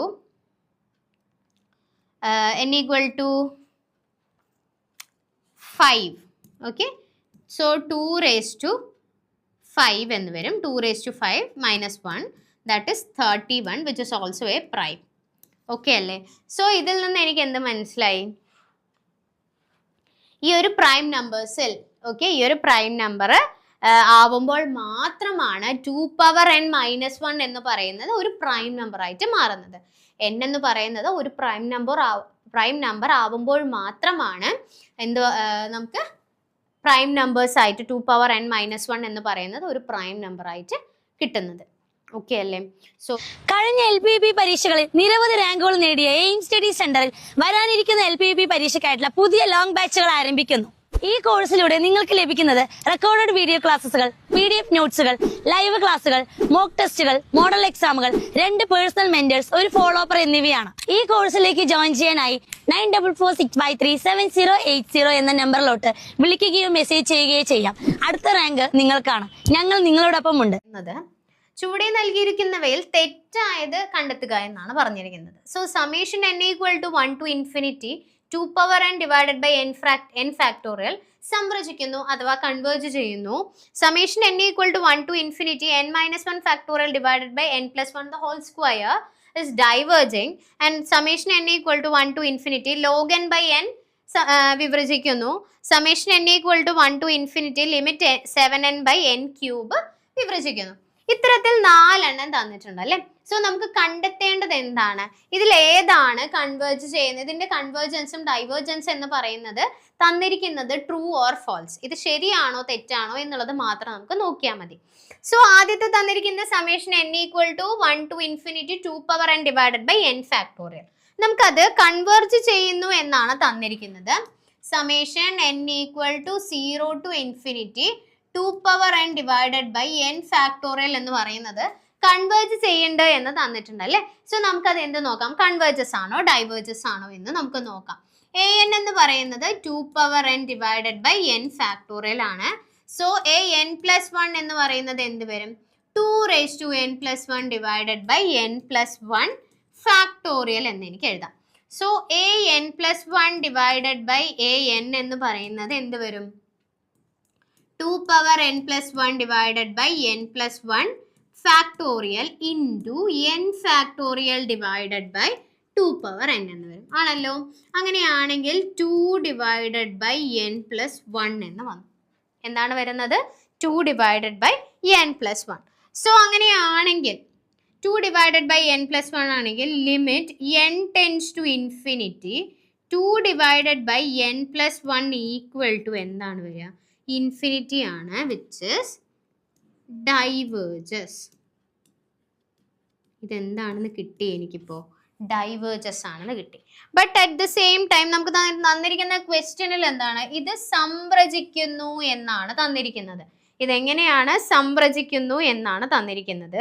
സോ അങ്ങനെയാണെങ്കിൽ എനിക്കിതിൽ നിന്ന് എന്ത് പറയാം? ആ ലിമിറ്റ് അവിടെ ഇൻഫിനിറ്റി ആണ് കിട്ടിയിരിക്കുന്നത്, അതുകൊണ്ട് തന്നെ അത് ഡൈവേർജസ് ആണ്. സോ ഈ ഓപ്ഷൻ തെറ്റാണ് എന്ന് എനിക്ക് പറയാൻ സാധിക്കും. ഇതെന്താണെന്ന് എനിക്ക് പറയാൻ സാധിക്കും? തെറ്റാണ് എന്ന് എനിക്ക് പറയാൻ. ഓക്കെ അല്ലേ? ഓക്കെ, ദാറ്റ് ഈസ് ഇൻഫിനിറ്റി അല്ല, 1/infinity എന്ന് പറയുമ്പോൾ 0 എന്ന് 1/infinity എന്ന് പറയുമ്പോൾ 0 എന്ന് വന്നു. ഓക്കെ അല്ലേ? As n tends to infinity 2/n+1 എന്ന് പറയുന്നത് എന്താണ്? 2/n+1 എന്ന് പറയുന്നത് 0 ആണെന്ന് കിട്ടി. ഓക്കെ അല്ലേ? സോ അങ്ങനെയാണെങ്കിൽ വിച്ച് ഇസ് ലെസ് ദാൻ 1 ആണ്. 0 ലെസ് ദാൻ 1 ആയതുകൊണ്ട് തന്നെ അത് എന്ത് ചെയ്യുന്നുണ്ട്? കൺവേർജ് ചെയ്യുന്നുണ്ട്, വിച്ച് ഇസ് കൺവേർജിങ്. ഓക്കെ ആണോ? So 2n divided by n factorial എന്ന് പറയുന്നത് കൺവേർജ് ചെയ്യുന്നുണ്ട് എന്ന് മനസ്സിലായി. ഇനി അടുത്തത് ഏതാണെന്ന് നോക്കാം. n+1 factorial. അടുത്ത ഓപ്ഷൻ എന്ന് പറയുന്ന അടുത്ത സ്റ്റേറ്റ്മെന്റ് എന്ന് പറയുന്നത് എന്താണ്? n+1 factorial divided by n+1 square. n+1 factorial divided by n+1 square ആണല്ലോ. ഓക്കെ, ഇത് ഡൈവേർജ് ചെയ്യുന്നു എന്നാണ് പറയുന്നത്. n+1 factorial divided by n square എന്ന്. സെയിം റേഷ്യോ ടെസ്റ്റ് തന്നെ ചെയ്ത് നോക്കാമല്ലോ. സോ ഇവിടെ എന്ത് വരും? an+1 divided by an എന്ന് പറയുന്നത് n+1 2 factorial divided by n plus 2 whole square into n plus 1 the whole square divided by n plus 1 factorial എന്ന് വരും ആണല്ലോ. അങ്ങനെയാണെങ്കിൽ n plus 2 into n plus 1 the whole square divided by n plus 2 the whole square എന്നാണ്. Okay ആണോ? അങ്ങനെയാണെങ്കിൽ ഞാൻ ഇവിടുന്ന് n square പുറത്തെടുത്ത് കഴിഞ്ഞാലും n സ്ക്വയർ ഞാൻ പുറത്തെടുത്ത് നമ്മൾ നോർമലി ചെയ്യുന്ന പോലെ ചെയ്താലും n plus 2 into 1 plus 1 by n the whole square divided by n 1 plus 2 by n the whole square എന്നാവും. ഓക്കെ അല്ലേ? സോ ഇവിടെ ലിമിറ്റ് അപ്ലൈ ചെയ്യുമ്പോൾ limit n tends to infinity കൊടുക്കുമ്പോൾ which an plus 1 divided by an എന്ന് പറയുന്നത് infinity ആവും. So it is divergent. ഇതെന്താണ്? Divergent ആണെന്ന് മനസ്സിലായി. ഓക്കെ അല്ലേ? സോ നമ്മൾ ആദ്യത്തെ ചെയ്തത് കൺവേർജൻ്റ് ആണ് എന്നും രണ്ടാമത്തെ ചെയ്തപ്പോൾ അത് ഡൈവേർജൻ്റ് ആണ് എന്നും കിട്ടി. സോ രണ്ടാമത്തെ സ്റ്റേറ്റ്മെൻറ്റും എന്താണ്? ട്രൂ തന്നെയാണ്. രണ്ടാമത്തെ സ്റ്റേറ്റ്മെൻറ്റും എന്താണ്? ട്രൂ ആണ്. ഇനി നമ്മൾ അടുത്തത് മൂന്നാമത്തെ സ്റ്റേറ്റ്മെൻറ്റിലോട്ട് പോവാം. മൂന്നാമത്തെ സ്റ്റേറ്റ്മെൻറ്റ് എന്തായിരുന്നു? നമ്മുടെ log n divided by n എന്നല്ലേ? log n divided by n. അങ്ങനെയാണെങ്കിൽ log n divided by n എന്ന് തന്നു കഴിഞ്ഞാൽ നമുക്കതിൻ്റെ വാല്യൂ സബ്സ്റ്റിറ്റ്യൂട്ട് ചെയ്ത് കൊടുത്തൂടെ? Okay okay log n by n. നമുക്ക് log n ബൈ n എന്ന് പറയുന്നത് 1 ബൈ n എന്ന് പറയുന്നത് എന്താണ്? log n by n substitute ചെയ്ത് കൊടുക്കുമ്പോൾ 1 ബൈ n എന്ന് പറയുന്ന ഒരു ഫംഗ്ഷൻ അത് എപ്പോഴും എന്തായിരിക്കും? ഓക്കെ, നമുക്ക് അതിന് മുന്നേ ഇതൊന്ന് ചെയ്ത് നോക്കാം. log 7n by n cube എന്ന് വരും. log 7n by n cube ആണ് വരുന്നത്. സോ അങ്ങനെയാണെങ്കിൽ log 7n ബൈ n ക്യൂബും അതുപോലെ log n by n. So 1 by n as n tends to infinity, log n എന്ന് പറയുന്നത് എന്തായിരിക്കും? log infinity അല്ലേ? log infinity, that is infinity. So it is diverging ആണ്. Again അതേപോലെ തന്നെ as n tends to infinity, log infinity തന്നെയാണ് ഇവിടെയും വരുന്നത്. That is also diverging. So ഇത് രണ്ടും നമുക്ക് diverging ആണെന്ന് ഡയറക്ട്ലി മനസ്സിലാവുന്ന കാര്യമാണ് അല്ലേ? സോ ഡയറക്ട്ലി എനിക്ക് എന്ത് മനസ്സിലാവും? ഇത് രണ്ടും ഡൈവേർജൻ്റ് ആണ് എന്ന് എനിക്ക് മനസ്സിലായി. ഓക്കെ അല്ലേ? സോ അങ്ങനെയാണെങ്കിൽ ഇതെനിക്ക് ലോഗ് ഇൻഫിനിറ്റി ഇത് എനിക്ക് മനസ്സിലായി. എന്ത്? ലോഗ് ഇൻഫിനിറ്റി ഇത് ഡൈവേർജ് ചെയ്യേണ്ടതെന്ന് എനിക്ക് മനസ്സിലായി. സോ അതേ രീതിയിൽ ഞാൻ n ക്യൂബിൻ്റെ കൺസിഡർ ചെയ്ത് കഴിഞ്ഞാൽ if I am considering the function 1 by n cube, 1 by n cube ആണ് ഞാൻ കൺസിഡർ ചെയ്യേണ്ടത്. 1 ബൈ n എന്ന് പറയുന്നത് കൺവേർജ് ചെയ്യുന്ന ഒരു സാധനമാണ്. അതുകൊണ്ട് തന്നെ ലോഗ് ഇൻഫിനിറ്റി എന്ന് പറയുന്നത് 1 ബൈ n 0 ആയി പോവും. സോ ഇൻഫിനിറ്റി ബൈ 0 എന്നുള്ള ഒരു ഫോം ആവും. That is infinity. സോ നമുക്ക് എന്താണെന്ന് മനസ്സിലായി? ഡൈവേർജ് ചെയ്യേണ്ടതെന്നുള്ളത് മനസ്സിലായി. ഇനി അടുത്തത് നോക്കുവാണെങ്കിൽ 1 ബൈ n ക്യൂബ് കൺസിഡർ ചെയ്ത് കഴിഞ്ഞാൽ 1 ബൈ n ക്യൂബ് ആണ് ഞാൻ കൺസിഡർ ചെയ്ത് കഴിഞ്ഞാൽ എനിക്ക് എന്ത് വരും?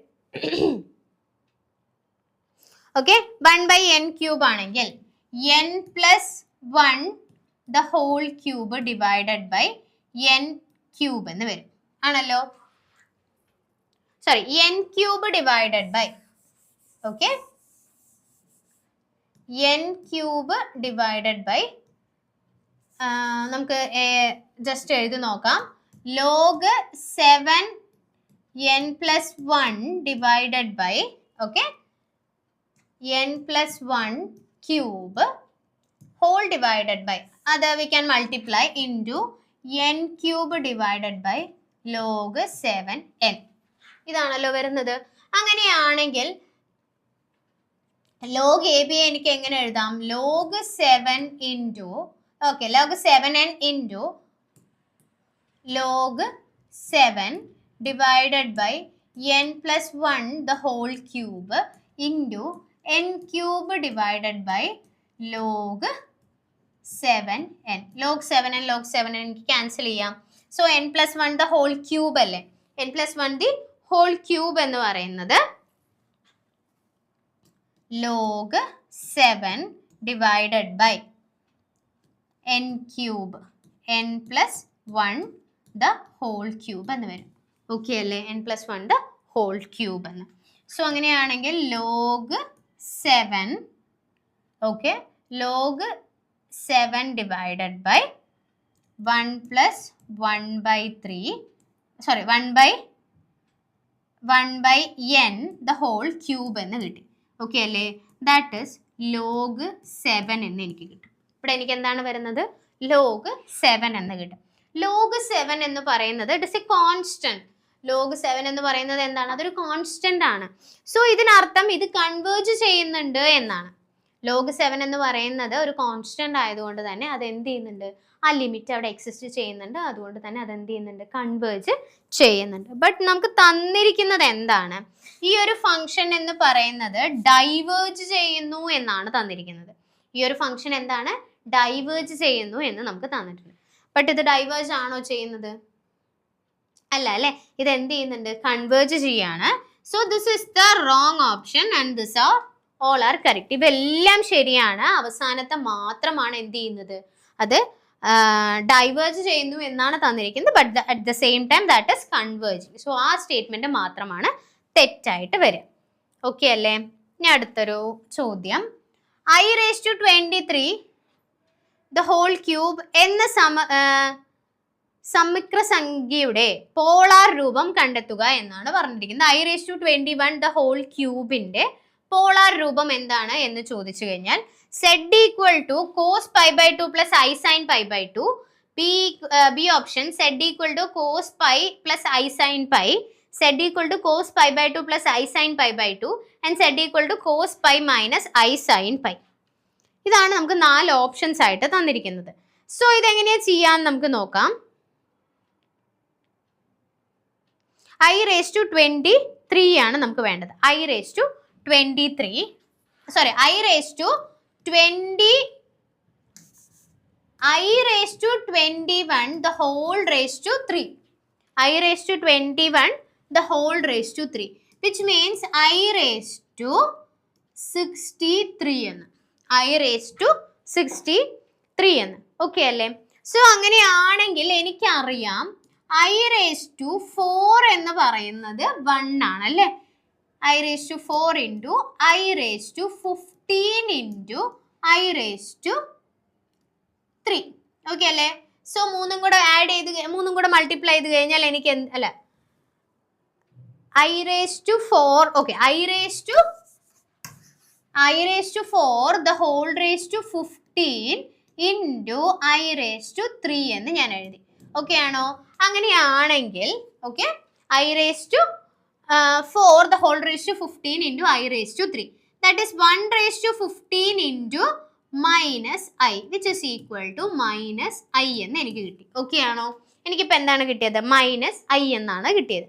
അങ്ങനെയാണെങ്കിൽ r = √0² plus -1 the whole square, which is equal to 1. r എന്താണെന്ന് കിട്ടി, 1 ആണെന്ന് കിട്ടി. r എന്താണെന്ന് കിട്ടിയത്, 1 ആണെന്ന് കിട്ടി. അങ്ങനെയാണെങ്കിൽ ഓക്കെ, അങ്ങനെയാണെങ്കിൽ നമുക്ക് എന്തറിയാം, e⁻i⁻ r cos θ plus ir sin θ ആണ് അല്ലേ. r cos θ plus ir sin θ ആണ്. r = cos θ plus i sin θ ആണ് അല്ലേ. സോ അങ്ങനെയാണെങ്കിൽ എനിക്കിപ്പോൾ ഇവിടെ കിട്ടിയിരിക്കുന്നത് sin θ e⁻θ sin θ = -1 എന്ന്, sin θ = -1 എന്ന് കിട്ടി. അങ്ങനെയാണെങ്കിൽ നമുക്ക് ഇതിവിടെ സബ്സ്റ്റിറ്റ്യൂട്ട് ചെയ്ത് കൊടുത്തൂടെ. sin θ = -1 ആണെങ്കിൽ θ = sin θ = -1 ആണെങ്കിൽ θ = -π/2 എന്ന് കിട്ടും. θ = -π/2. സോ അങ്ങനെയാണെങ്കിൽ e⁻iθ = cos π/2 minus i sin π/2. cos π/2 plus i sin π/2. So നമ്മൾ e⁻r⁻θ എന്ന് പറയുന്നത് cos θ plus sin θ ആയതുകൊണ്ട് തന്നെ നമുക്കിവിടെ എന്താണ്, അത് -i ആണ്. സോ ഐ സൈൻ തീറ്റ എന്ന് പറയുന്നത് എന്താണ് -1 ആണെന്ന് കിട്ടി. സോ സൈൻ തീറ്റ -1 ആവണമെങ്കിൽ തീറ്റ ഈക്വൽ ടു -π/2 ആയിരിക്കണം. സോ കോസ് -π/2 എന്ന് പറഞ്ഞാൽ കോസ് π/2 തന്നെയാണ്. -i ഇൻറ്റു സൈൻ π/2 സൈൻ -π/2 എന്ന് പറഞ്ഞു കഴിഞ്ഞാൽ -sin π/2 ആണ്. So e⁻i⁻θ equal to cos π/2 plus അല്ലെ cos π/2 minus i sine π/2. Cos π/2 minus i sine π/2 എന്നുള്ളതാണ് ഓപ്ഷനായിട്ട് വരുന്നത്. ഓക്കെ അല്ലേ? നമ്മൾ ഓൾറെഡി ഈ കാര്യങ്ങൾ നോക്കിയതാണ്. എങ്ങനെയാണ്? ഐ സ്ക്വയർ എന്ന് പറയുന്നത് -1 ആണ്. ഐ ക്യൂബ് എന്ന് പറയുന്നത് -i ആണ്. i⁴ എന്ന് പറയുന്നത് 1 ആണ്. Again it is repeating. i⁵ എന്ന് പറഞ്ഞാൽ i⁵ എന്ന് പറഞ്ഞാൽ i ആണ്. i⁶ എന്ന് പറഞ്ഞാൽ -1 ആണ്. i⁷ എന്ന് പറഞ്ഞു കഴിഞ്ഞാൽ -i ആണ്. i⁸ എന്ന് പറഞ്ഞു കഴിഞ്ഞാൽ 1 ആണ്. സോ 4ന്റെ മൾട്ടിപ്പിൾസ് വരുന്ന എല്ലാ സംഖ്യകളിലും i എന്ന് പറയുന്നത് എന്തായിട്ടാണ് വരുന്നത്? 1 ആയിട്ടാണ് വരിക. ഓക്കെ അല്ലേ? സോ അടുത്ത ചോദ്യം, u equal to 2x² - 2y² + 4xy എന്നതിന്റെ ഹാർമോണിക് കോൺജുഗേറ്റ് എന്താണ് എന്നാണ് ചോദിച്ചിരിക്കുന്നത്. ഓക്കെ ആണോ? ഹാർമോണിക് കോൺജുഗേറ്റ് എന്താണ് എന്നാണ് ചോദിച്ചിരിക്കുന്നത്. സോ ചോദ്യം u equal to 2x² + 2y² 2x²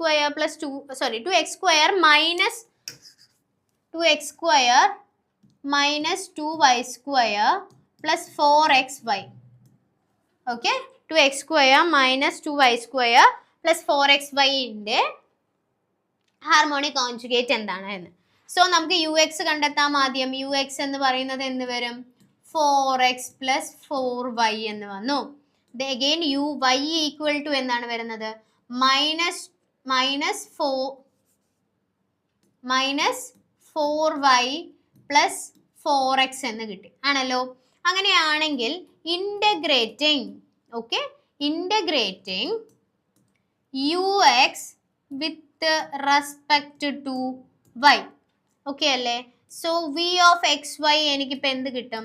v of xy എന്ന് പറയുന്നത് 4xy plus 2y² plus f of x എന്ന് കിട്ടി. ഓക്കെ അല്ലേ? ദെൻ vx കണ്ടെത്തുമ്പോൾ 4y plus f dash of x എന്ന് കിട്ടി. ഓക്കെ അല്ലേ? അങ്ങനെയാണെങ്കിൽ നമുക്ക് കോഷി റെയ്മാൻ ഇക്വേഷൻ പ്രകാരം ux ഈക്വൽ ടു vy എന്നും vx ഈക്വൽ ടു -uy എന്നും അറിയാം. uy ഈക്വൽ ടു -vx എങ്ങനെയാവാം അല്ലേ? സോ നമുക്ക് 4y plus f dash of x എന്ന് പറയുന്നത് -vy ആണ് അല്ലേ? സോ 4y - 4x എന്ന് കിട്ടി. ഓക്കെ അല്ലേ? So f dash of x എന്ന് പറയുന്നത് -4x ആണ്. അങ്ങനെയാണെങ്കിൽ എഫ് ഓഫ് എക്സ് എന്ന് പറയുന്നത് എന്ത് വരും? ഓക്കെ, എഫ് ഓഫ് എക്സ് എന്ന് പറയുന്നത്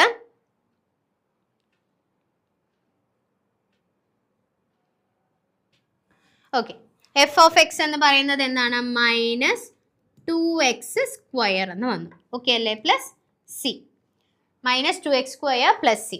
സോ അവർ ഹാർമോണിക് കോൺജുഗേറ്റ് ആയ നമ്മുടെ ഹാർമോണിക് കോൺജുഗേറ്റ് എന്താണ് വരുന്നത്? ഹാർമോണിക് കോൺജുഗേറ്റ് ആയ വി ഓഫ് എക്സ് വൈ എന്ന് പറയുന്നത് എന്ത് വരും?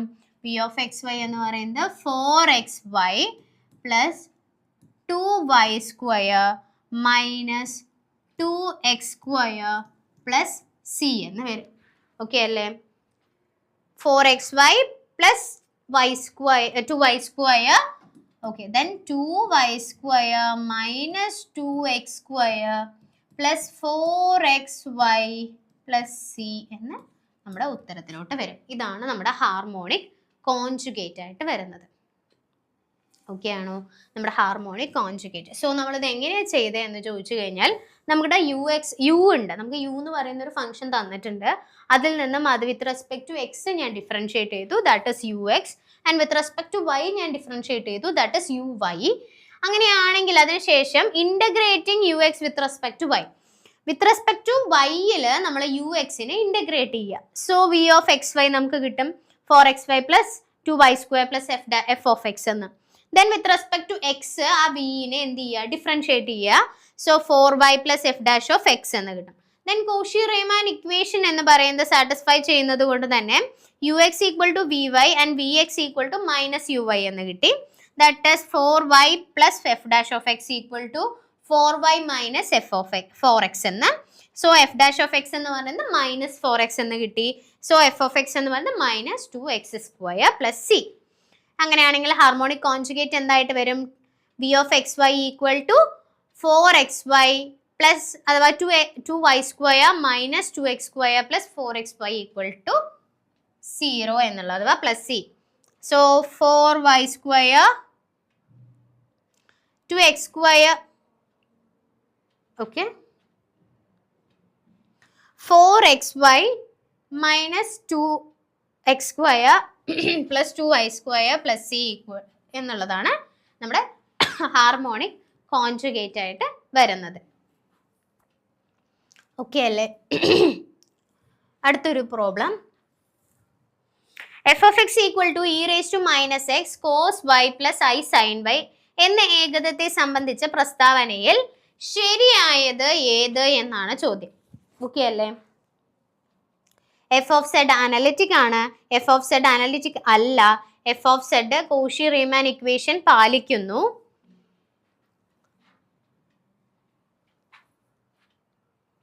ഓക്കെ, അങ്ങനെയാണെങ്കിൽ 1 മാത്രം ശരി, 2 3 ശരി, 2 മാത്രം ശരി, 1 3 ശരി. സോ ഇതിൽ എന്താണ് നമുക്ക് ശരി, എന്താണ് തെറ്റ് എന്നുള്ളത് നമുക്ക് നോക്കാം. സോ എഫ് ഓഫ് എക്സ് എന്ന് പറയുന്നത് അനലിറ്റിക് ആണ്, എഫ് ഓഫ് എക്സ് അനലിറ്റിക് അല്ല, f of X Cauchy Riemann equation satisfy ചെയ്യും. നമുക്കൊന്നറിയാം, ഒരു ഫംഗ്ഷൻ അനലിറ്റിക് ആണെങ്കിൽ അവ കോഷി റീമാൻ ഇക്വേഷൻ സാറ്റിസ്ഫൈ ചെയ്യും. ഓക്കെ അല്ലേ? സോ ഞാൻ ജസ്റ്റ് ഒരു ഇതിന് പറയണതാണ്.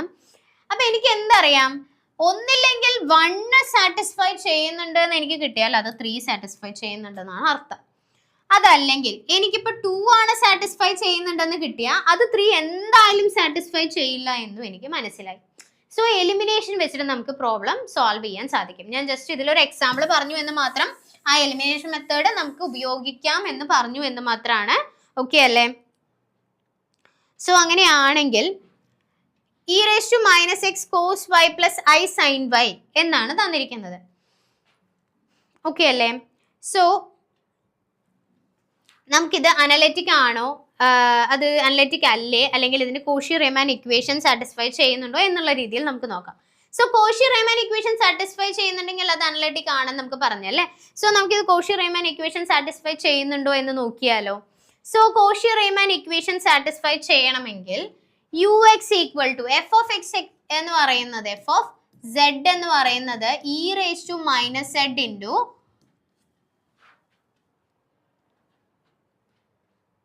ഓക്കെ ഇ റേസ് ടു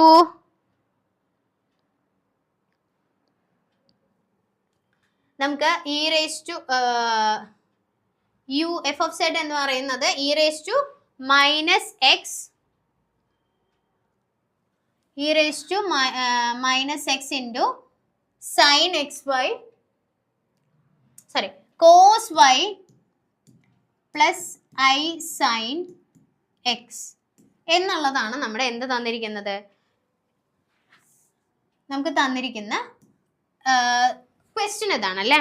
എന്താണ് e raise to x into cos y plus i sine y എന്ന്. സോ അങ്ങനെയാണെങ്കിൽ എൻ്റെ യു എന്താണ് വരുന്നത്, e raise to minus x into cos y എന്നും. ഓക്കെ, അതേപോലെ എൻ്റെ യു ആയിട്ട് യു എന്ന് പറയുന്നത് ഇത് കിട്ടിക്കഴിഞ്ഞാൽ വി എന്ന് പറയുന്നത് e raise to minus x into sine y എന്ന് കിട്ടി. അങ്ങനെയാണെങ്കിൽ ഞാൻ എടുക്കുകയാണ് u x equal to, okay, u x equal to with respect to x differentiate ചെയ്യുമ്പോൾ minus e raise to minus x cos y എന്ന് കിട്ടും. Then u y equal to cos വൈൻ്റെ എന്താണ് minus sine x, minus sine y ആണല്ലേ. So minus e raise to minus x sine y എന്ന് കിട്ടി. Okay അല്ലേ? അതേപോലെ വി എക്സ് എന്ന് പറയുന്നത് minus e raise to minus x sine y എന്നും വി വൈ എന്ന് പറയുന്നത് ഓക്കെ വി വൈ എന്ന് പറയുന്നത് e raise to minus x into cos y എന്നും. ഓക്കെ അല്ലേ? സോ നമ്മുടെ കോഷി റീമാൻ ഇക്വേഷൻ എന്തായിരുന്നു? U x equal to v y എന്നും u y equal to minus v x എന്നുമാണ്. ഓക്കെ ആണല്ലോ? സോ യു എക്സ് എന്ന് പറയുന്നത് minus e raise to minus x cos Y equal to v y എന്ന് പറയുന്നത് e raise to minus x cos y എന്ന്.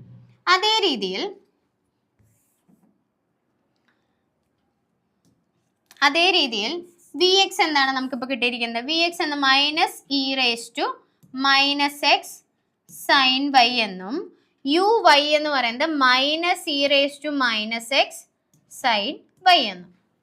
ഇവ രണ്ടും ഈക്വൽ ആണോ? ഇവ രണ്ടും എന്തല്ല? ഈക്വൽ അല്ല. അതുകൊണ്ട് തന്നെ നമുക്ക് പറയാം കോഷി റീമാൻ ഇക്വേഷൻ സാറ്റിസ്ഫൈ ചെയ്യുന്നില്ല. ഓക്കെ അല്ലേ? കോഷി റീമാൻ ഇക്വേഷൻ അത് എന്ത് ചെയ്യുന്നില്ല? സാറ്റിസ്ഫൈ ചെയ്യുന്നില്ല. അതുകൊണ്ട് തന്നെ എനിക്കത് എന്താണെന്ന് പറയാൻ സാധിക്കും. കോഷി റീമാൻ ഇക്വേഷൻ സാറ്റിസ്ഫൈ ചെയ്യുന്നില്ല. So it is not analytic. So അതിനർത്ഥം എന്താണ്? അവ അനലിറ്റിക് അല്ല. F of z equal to e raise to minus x into cos y plus i sine y എന്ന് പറയുന്നത് അനലിറ്റിക് അല്ല എന്ന് എനിക്ക് വ്യക്തമായിട്ട് മനസ്സിലായി. ഓക്കെ അല്ലേ? സോ അനലിറ്റിക് അല്ല, രണ്ട് മാത്രമാണ് ശരിയായിട്ട് വരുന്നത്. ഓക്കെ അല്ലേ? രണ്ട് മാത്രമാണ് ശരിയായിട്ട് വരുന്നത്. ഓക്കെ. സോ നമുക്ക് എങ്ങനെയാണ് ഒരു ഫംഗ്ഷൻ അനലിറ്റിക് ആവണം എന്ന് പറഞ്ഞു കഴിഞ്ഞാൽ അത് ആ ക്ലോസ്ഡ് ഇൻ്റർവൽ എ ബിയിൽ കണ്ടിന്യൂസ് ആയിരിക്കണം. അതിൻ്റെ ഓപ്പൺ ഇൻ്റർവൽ എ ബിയിൽ അത് ഡിഫറൻഷ്യബിൾ ആയിരിക്കണം. ക്ലോസ്ഡ് ഇൻ്റർവൽ എ ബിയിൽ അത് കണ്ടിന്യൂസ് ആയിരിക്കണം. And it is differentiable infinitely times അത് ഡിഫറൻഷ്യബിൾ ആയിരിക്കണം. ആൻഡ് ഇതുവരെ നമുക്ക് ഓക്കെയാണ്. It should satisfies the Cauchy Riemann equation. U x equal to v y and u y equal to minus v x എന്ന് പറയുന്ന കോഷി റീമാൻ ഇക്വേഷൻ സാറ്റിസ്ഫൈ ചെയ്യുവാണെങ്കിൽ, ഈ conditions എല്ലാം സാറ്റിസ്ഫൈ ചെയ്യുവാണെങ്കിൽ ആ ഫംഗ്ഷനെ നമുക്ക് അനലിറ്റിക് ഫംഗ്ഷൻ എന്ന് പറയാൻ സാധിക്കും. Continuously that is infinitely differentiable ആയുള്ള ഒരു ഫംഗ്ഷനും കൂടി ആയിരിക്കും. സോ അതെന്താണ്? അനലിറ്റിക് ആണെന്ന് പറയാം. ബട്ട് ഇവിടെ അതെന്താണ്? കോഷി റീമാൻ ഇക്വേഷൻ സാറ്റിസ്ഫൈ ചെയ്യുന്നില്ല. കോഷി റീമാൻ ഇക്വേഷൻ സാറ്റിസ്ഫൈ ചെയ്യുന്നില്ലെങ്കിൽ നമ്മുടെ അനലിറ്റിസിറ്റി എന്താണ്? നഷ്ടപ്പെട്ടു എന്നാണ് അർത്ഥം. സോ നമുക്കത് അനലിറ്റിക് ആണെന്ന് പറയാൻ സാധിക്കില്ല. അതുകൊണ്ടാണ് നമുക്ക് കോഷി റീമാൻ ഇക്വേഷൻ ആദ്യം നമ്മൾ നോക്കിയത് whether it satisfies or not എന്ന്. അത് സാറ്റിസ്ഫൈ ചെയ്യുന്നുണ്ടോ ഇല്ലയോ എന്ന് നമ്മൾ മനസ്സിലാക്കിയത് അതുകൊണ്ടാണ്. ഓക്കെ അല്ലേ? കഴിഞ്ഞ LPUP പരീക്ഷകളിൽ നിരവധി റാങ്കുകൾ നേടിയ എയിം സ്റ്റഡി സെന്ററിൽ വരാനിരിക്കുന്ന LPUP പരീക്ഷയ്ക്കായിട്ടുള്ള പുതിയ ലോങ് ബാച്ചുകൾ ആരംഭിക്കുന്നു. ഈ കോഴ്സിലൂടെ നിങ്ങൾക്ക് ലഭിക്കുന്നത് റെക്കോർഡഡ് വീഡിയോ ക്ലാസ്സുകൾ, PDF നോട്ട്സുകൾ, ലൈവ് ക്ലാസ്സുകൾ, മോക്ക് ടെസ്റ്റുകൾ, മോഡൽ എക്സാമുകൾ, 2 പേഴ്സണൽ മെന്റേഴ്സ്, ഒരു ഫോളോപ്പർ എന്നിവയാണ്. ഈ കോഴ്സിലേക്ക് ജോയിൻ ചെയ്യാനായി 9446537080 എന്ന നമ്പറിലോട്ട് വിളിക്കുകയോ മെസ്സേജ് ചെയ്യുകയോ ചെയ്യാം. അടുത്ത റാങ്ക് നിങ്ങൾക്കാണ്. ഞങ്ങൾ നിങ്ങളോടൊപ്പം ഉണ്ട്. F of z equal to 1/z-1 into z-2 എന്ന അനുക്രമത്തിലെ സെഡ് സ്ക്വയറിൻ്റെ ഗുണകം കണ്ടെത്തുക. എന്ന് വെച്ചാൽ ഇങ്ങനെ ഒരു ഫംഗ്ഷൻ തന്നിട്ടുണ്ട്. ഈ ഫംഗ്ഷൻ്റെ സെഡ് സ്ക്വയറിൻ്റെ കോഎഫിഷ്യൻ്റ് എന്താണ് എന്നാണ് ചോദിച്ചിരിക്കുന്നത്. സെഡ് സ്ക്വയറിൻ്റെ കോഎഫിഷ്യൻ്റ് എന്താണ് എന്നാണ് ചോദ്യം. -1/4 ആണോ, 1/4 ആണോ, -1/8 ആണോ, 1/8 ആണോ എന്നുള്ളതാണ് ചോദ്യം. ഓക്കെ അല്ലേ? സോ അങ്ങനെയാണെങ്കിൽ f of z equal to 1/z-1 into z-2. നമുക്കിതൊന്ന് ചെയ്ത് നോക്കാം അല്ലേ? സോ ഞാൻ എടുക്കുകയാണ്. Okay. F of z equal to 1/z-2 into -1/z-1. Okay അല്ലേ? അങ്ങനെയാണെങ്കിൽ വിച്ച് ഇസ് ഈക്വൽ ടു -1. ഇതിനെ ഞാൻ എഴുതുകയാണ് z-2 the whole raised to -1.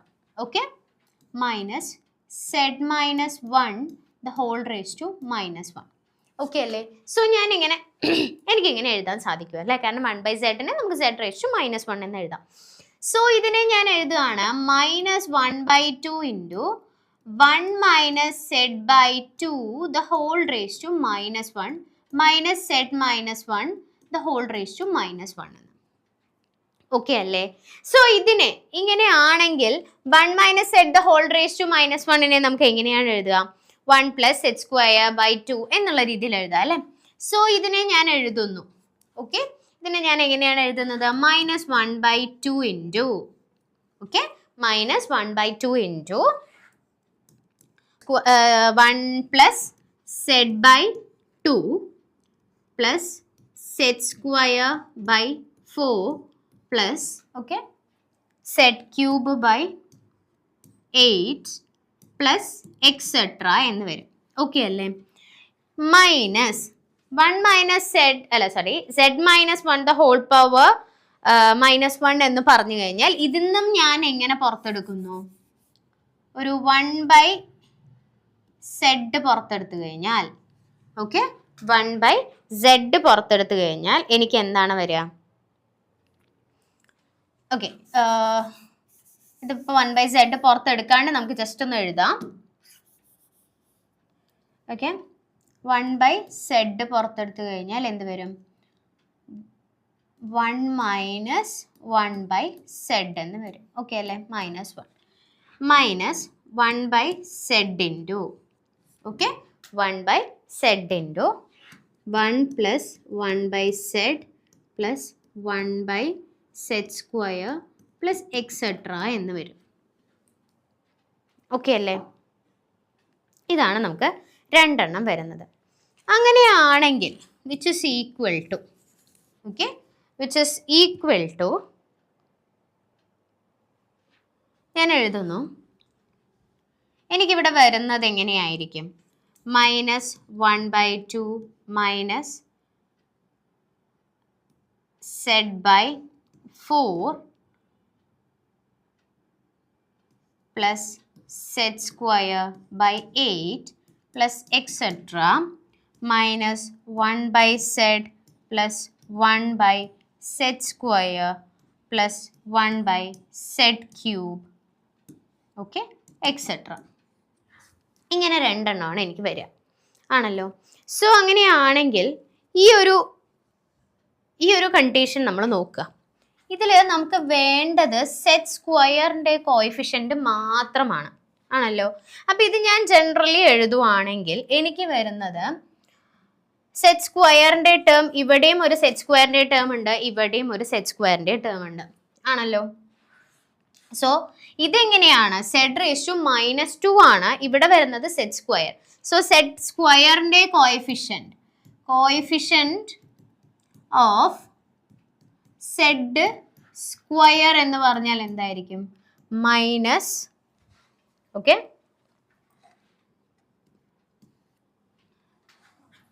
-1/8 അല്ലേ? ഇതിൻ്റെ സെഡ് സ്ക്വയറിൻ്റെ കോഎഫിഷ്യൻ്റ് എന്ന് പറയുന്നത് ഇവിടെ ഓൾറെഡി ഒരു -1/2 ഉള്ളത് കൊണ്ട് തന്നെ ഇതെന്തായിരിക്കും വരിക? മൈനസ് സെഡ് സ്ക്വയർ ബൈ 8 ആണ്. സോ സെഡ് സ്ക്വയറിൻ്റെ കോഎഫിഷ്യൻ്റ് എന്ന് പറയുന്നത് -1/8 ആയിരിക്കും വരിക. കോഎഫിഷ്യൻ്റ് ഓഫ് സെഡ് സ്ക്വയർ എന്ന് പറയുന്നത് -1/8 ആണ് വരുന്നത്. ഓക്കെ ആണോ? അടുത്ത ചോദ്യം, വർഗങ്ങളുടെ തുകയുടെ ശരാശരിയെ വർഗങ്ങളുടെ തുകയെ കൊണ്ട് ഹരിച്ചാൽ എന്താണ് വരിക എന്നാണ് ചോദിച്ചിരിക്കുന്നത്. വർഗങ്ങളുടെ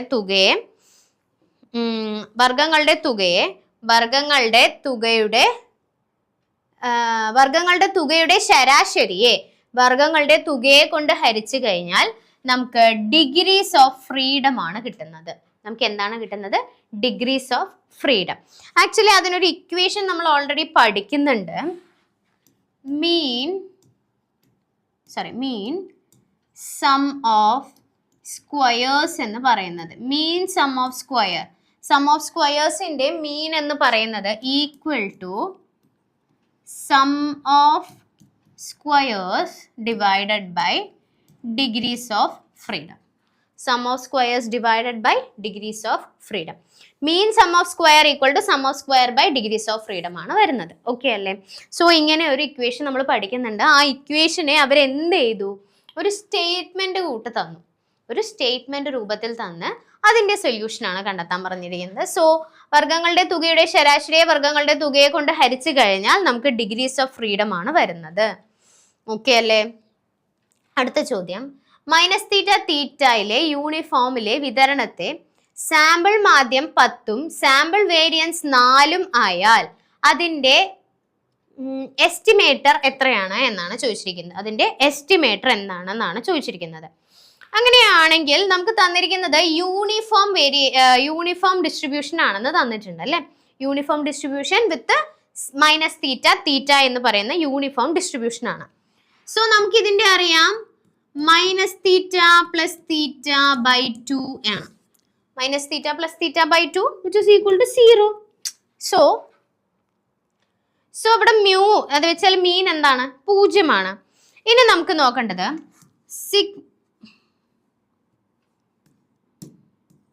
sigma square equal to, okay, sigma square equal to theta plus minus theta, okay, theta plus minus theta the whole square divided by theta plus minus theta the whole square divided by 12 which is equal to theta minus, okay, പറഞ്ഞിട്ട് minus ആണല്ലോ ഇവിടെ വരാം. So theta minus minus theta whole divided by 12. So theta minus theta എന്ന് പറയുമ്പോൾ 2 theta ആവും. 2 theta the whole square വരുമ്പോൾ 4 theta square divided by 12 which is equal to theta square by 3 എന്ന് വരും. theta square divided by 3 എന്നാണ് വരുന്നത്. Okay അല്ലേ? So theta square by 3 എന്ന് നമുക്ക് കിട്ടിയിട്ടുണ്ട്. സോ നമുക്ക് സിഗ്മ സ്ക്വയർ എന്ന് പറയുന്നത് എന്താണെന്ന് കിട്ടി? തീറ്റ സ്ക്വയർ ഡിവൈഡഡ് ബൈ 3 ആണ്. Okay, so sigma square equal to theta square by 2 ആണ്. നമുക്ക് തന്നിരിക്കുന്ന മാധ്യം മീഡിയൻ എന്ന് പറയുന്നത് 10ഉം അതിന്റെ സാമ്പിൾ വേരിയൻസ് 4ഉം എന്നാണ് തന്നിരിക്കുന്നത്. സാമ്പിൾ വേരിയൻസ് എത്രയാണ്? 4ഉം ആണെന്ന് തന്നിട്ടുണ്ട്. സോ 4 ഓക്കെ ബൈ 3 ആണ്. 4 equal to, okay, 4 equal to theta square by 3 എന്ന് കിട്ടി. സോ തീറ്റ എന്താണ് വരിക? തീറ്റ എന്താണ് വരിക? 4 ഇൻറ്റു 3ന്റെ റൂട്ട് ആയിരിക്കും വരിക. എന്ന് വെച്ചാൽ 2√3 ആയിരിക്കും വരിക. 2√3 ആണ്. ഓക്കെ അല്ലേ? സോ നമുക്ക് തന്നിരിക്കുന്നത് അതൊരു യൂണിഫോം ഡിസ്ട്രിബ്യൂഷൻ ആണെന്ന് തന്നിട്ടുണ്ട് വിത്തിൻ മൈനസ് തീറ്റ തീറ്റ. അങ്ങനെയാണെങ്കിൽ അവയുടെ മീൻ എന്ന് പറയുന്നത്, okay, mean mu equal to minus theta plus theta by 2 ആണ്. അതേപോലെ സിഗ്മ സ്ക്വയർ എന്ന് പറയുന്നത് എന്താണ്? വേരിയൻസ് ആണ്. വേരിയൻസ് എന്ന് പറയുന്നത് sigma square equal to theta minus theta the whole square by 12. So 4 theta square by 12 എന്ന് പറയുമ്പോൾ എന്ത് വരും? തീറ്റ സ്ക്വയർ ബൈ 3 എന്ന് കിട്ടി. സോ തീറ്റ സ്ക്വയർ ബൈ 3 എന്ന് നമുക്ക് എന്താണ് കിട്ടിയിരിക്കുന്നത്? വേരിയൻസ് ആണ് തന്നിരിക്കുന്നത്. നമുക്ക് വേരിയൻസ് ഇവിടെ ഓൾറെഡി 4 ആണെന്ന് തന്നിട്ടുമുണ്ട്. അങ്ങനെയാണെങ്കിൽ തീറ്റ എന്ന് പറയുന്നതിന്റെ വാല്യൂ കണ്ടുകൂടെ? സോ 2√3 എന്ന് നമുക്ക് കിട്ടും. ഓക്കെ അല്ലേ? ഓക്കെ, അടുത്ത ക്വസ്റ്റ്യൻ, താഴെ തന്നിരിക്കുന്നവയിൽ ഏതാണ് ശരി? So P of AB less than or equal to P of A, P of AB less than or equal to P of B, P of AB less than or equal to minimum of P of A, P of B, P of AB less than or equal to maximum of P of A, P of B. Okay ആണോ? First of all എന്താണ് ഈ P of AB എന്നുകൊണ്ട് ഉദ്ദേശിക്കുന്നത് എന്ന് ചോദിച്ചു കഴിഞ്ഞാൽ P of A intersection B ആണ്. Okay അല്ലേ? P of A intersection B ആണ്. ഇന്റർസെക്ഷൻ എന്ന് പറയുന്നതിന്റെ അർത്ഥം എന്താണ്? ഇന്റർസെക്ഷൻ എന്ന് പറഞ്ഞു കഴിഞ്ഞാൽ രണ്ടിലും കോമൺ ആയിട്ട് വരുന്ന ടേംസിനെ നമുക്ക് എന്ത് പറയാം? ഇന്റർസെക്ഷനിൽ ഉൾപ്പെടും എന്ന് പറയാൻ സാധിക്കും. രണ്ട് ഗണങ്ങളിലെയും പൊതുവായി വരുന്ന ഘടകങ്ങളെ ഉൾക്കൊള്ളിക്കുന്നതാണ് ഇന്റർസെക്ഷൻ എന്ന് പറയുന്നത്. അങ്ങനെയാണെങ്കിൽ P of A intersection B എന്ന് പറയുന്നത് less than or equal to P of A എന്നാണ് ചോദിക്കുന്നത്. അത് ട്രൂ ആവണമെന്നില്ല. ഓക്കെ അല്ലേ? എന്തുകൊണ്ടാണ്? ഇപ്പൊ ഒരു സെറ്റ് എടുത്തു. A എന്ന് പറയുന്നത് 1 2 3 ആണ് ആൻഡ് B എന്ന് പറയുന്നത് 2 3 ആണ്. സോ ഇന്റർസെക്ഷൻ നമ്മൾ എടുക്കുകയാണെങ്കിൽ ഇതിൽ 2 3 മാത്രമാണ് വരുന്നത്. ഓക്കെ അല്ലേ? ഓക്കെ,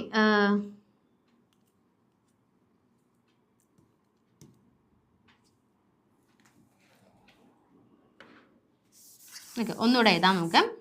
എ എന്ന് പറയുന്ന സെറ്റ് എന്ന് പറയുന്നത് set of all odd numbers ആണ്. Okay, set of all odd numbers. B എന്ന് പറയുന്നത് set of all natural numbers. അങ്ങനെയാണെങ്കിൽ എ ഇന്റർസെക്ഷൻ ബി എന്ന് പറയുന്നത് set of all odd numbers മാത്രമായിരിക്കും, ആണല്ലോ. സോ നമുക്കത് ഇത് ഈക്വൽ ടു വരുന്ന കേസാണ്. അത് എപ്പോഴും less than or equal to ആവണം എന്ന് പറയുന്നതിൽ നമുക്ക് എന്ത് പറയാൻ പറ്റില്ല, ഉറപ്പ് പറയാൻ പറ്റില്ല. കാരണം if may be P of B ആണ് ഏറ്റവും ചെറുത് എന്നുണ്ടാവുക. ഇപ്പൊ പി ഓഫ് ബി എന്ന് പറയുന്നത് ഇത് തിരിച്ചെടുത്തു കഴിഞ്ഞാൽ പി ഓഫ് ബി ഓഡ് നമ്പേഴ്സിന്റെയും പി ഓഫ് എ എന്ന് പറയുന്നത് ഈ നാച്ചുറൽ നമ്പേഴ്സും ആണെങ്കിൽ നമുക്ക് എ ഇന്റർസെക്ഷൻ ബി എന്ന് പറയുന്നത് ബി ആയിട്ടായിരിക്കും വരിക, ആണല്ലോ. സോ അത് എന്തെന്ന് പറയാൻ പറ്റില്ല, നമുക്കത് always less than or equal to P of A എന്ന് പറയാൻ പറ്റില്ല. ഇതേ കണ്ടീഷൻ ഉപയോഗിച്ച് തന്നെ always less than or equal to P of B എന്ന് പറയാൻ നമുക്ക് സാധിക്കില്ല. ഓക്കെ അല്ലേ? സോ ഇത് രണ്ടും നമുക്ക് പറയാൻ പറ്റില്ല. ഇനി അടുത്തത് which is less than or equal to maximum of P of A comma P of B ആണ്, ആണല്ലോ. ഇങ്ങനെ തന്നിട്ടുണ്ടല്ലേ, മാക്സിമം ഓഫ് എന്ന് പറഞ്ഞിട്ടുണ്ട്. സോ ഇതിപ്പോൾ ഞാൻ എടുക്കുവാണെങ്കിൽ ഇവിടെ ഓഡ് നമ്പേഴ്സ് ലെസ് ദാൻ 10 എന്ന് പറഞ്ഞു, ഇവിടെ നാച്ചുറൽ നമ്പേഴ്സ് ലെസ് ദാൻ 10 ആണ്. ഓക്കെ അല്ലേ? സോ മാക്സിമം ഓഫ് എന്ന് പറഞ്ഞു കഴിഞ്ഞാൽ ഇതിൻ്റെ കാർഡിനാലിറ്റി 10ഉം ഇതിൻ്റെ കാർഡിനാലിറ്റി 5ഉമാണ്. സോ ഇന്റർസെക്ഷന്റെ കാർഡിനാലിറ്റി പറയുന്നതനുസരിച്ച് 10 ആവണം. മാക്സിമം എന്ന് പറഞ്ഞാൽ 10 ആണ്. ഇത് രണ്ടിൻ്റെയും മാക്സിമം എന്ന് പറഞ്ഞാൽ 10 ആവണം. പക്ഷെ നമുക്ക് എന്താണ് അതിൻ്റെ കാർഡിനാലിറ്റി 10 ആണോ? ഒരിക്കലും അല്ല, അല്ലെ? സോ ഇതും എന്തായിരിക്കും?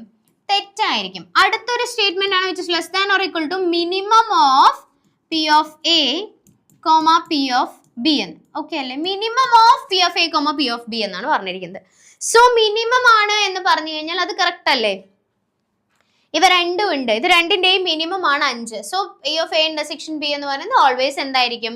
Less than or equal to minimum of P of A comma P of B ആണ്. So our option C is the correct one. P of A intersection B less than or equal to P of A in P of A comma P of B. Minimum of P of A comma P of B ആയിരിക്കും. Okay അല്ലേ? അടുത്തൊരു question. താഴെ തന്നിരിക്കുന്നവയിൽ discrete ഡിസ്ട്രിബ്യൂഷനിൽ ശരിയായത് ഏത് എന്നാണ് ചോദിച്ചിരിക്കുന്നത്. ഒരു ഡിസ്ക്രീറ്റ് ഡിസ്ട്രിബ്യൂഷൻ തന്നു കഴിഞ്ഞാൽ, ഓക്കെ, ഡിസ്ക്രീറ്റ് ഡിസ്ട്രിബ്യൂഷൻ തന്നു കഴിഞ്ഞാൽ അതിൻ്റെ താഴെ തന്നിരിക്കുന്നവയിൽ ഏതാണ് ശരി എന്നാണ് ചോദിച്ചിരിക്കുന്നത്. ഇതെല്ലാം ബീറ്റ ആണ് കേട്ടോ, ബി മാത്രമല്ല ബീറ്റ ആണ്. ഓക്കെ, ബീറ്റ എന്ന് പറഞ്ഞാൽ കർട്ടോസിസ് നമുക്ക് അറിയുന്നതാണ്. ബീറ്റ 2 എന്ന് പറയുന്നത്.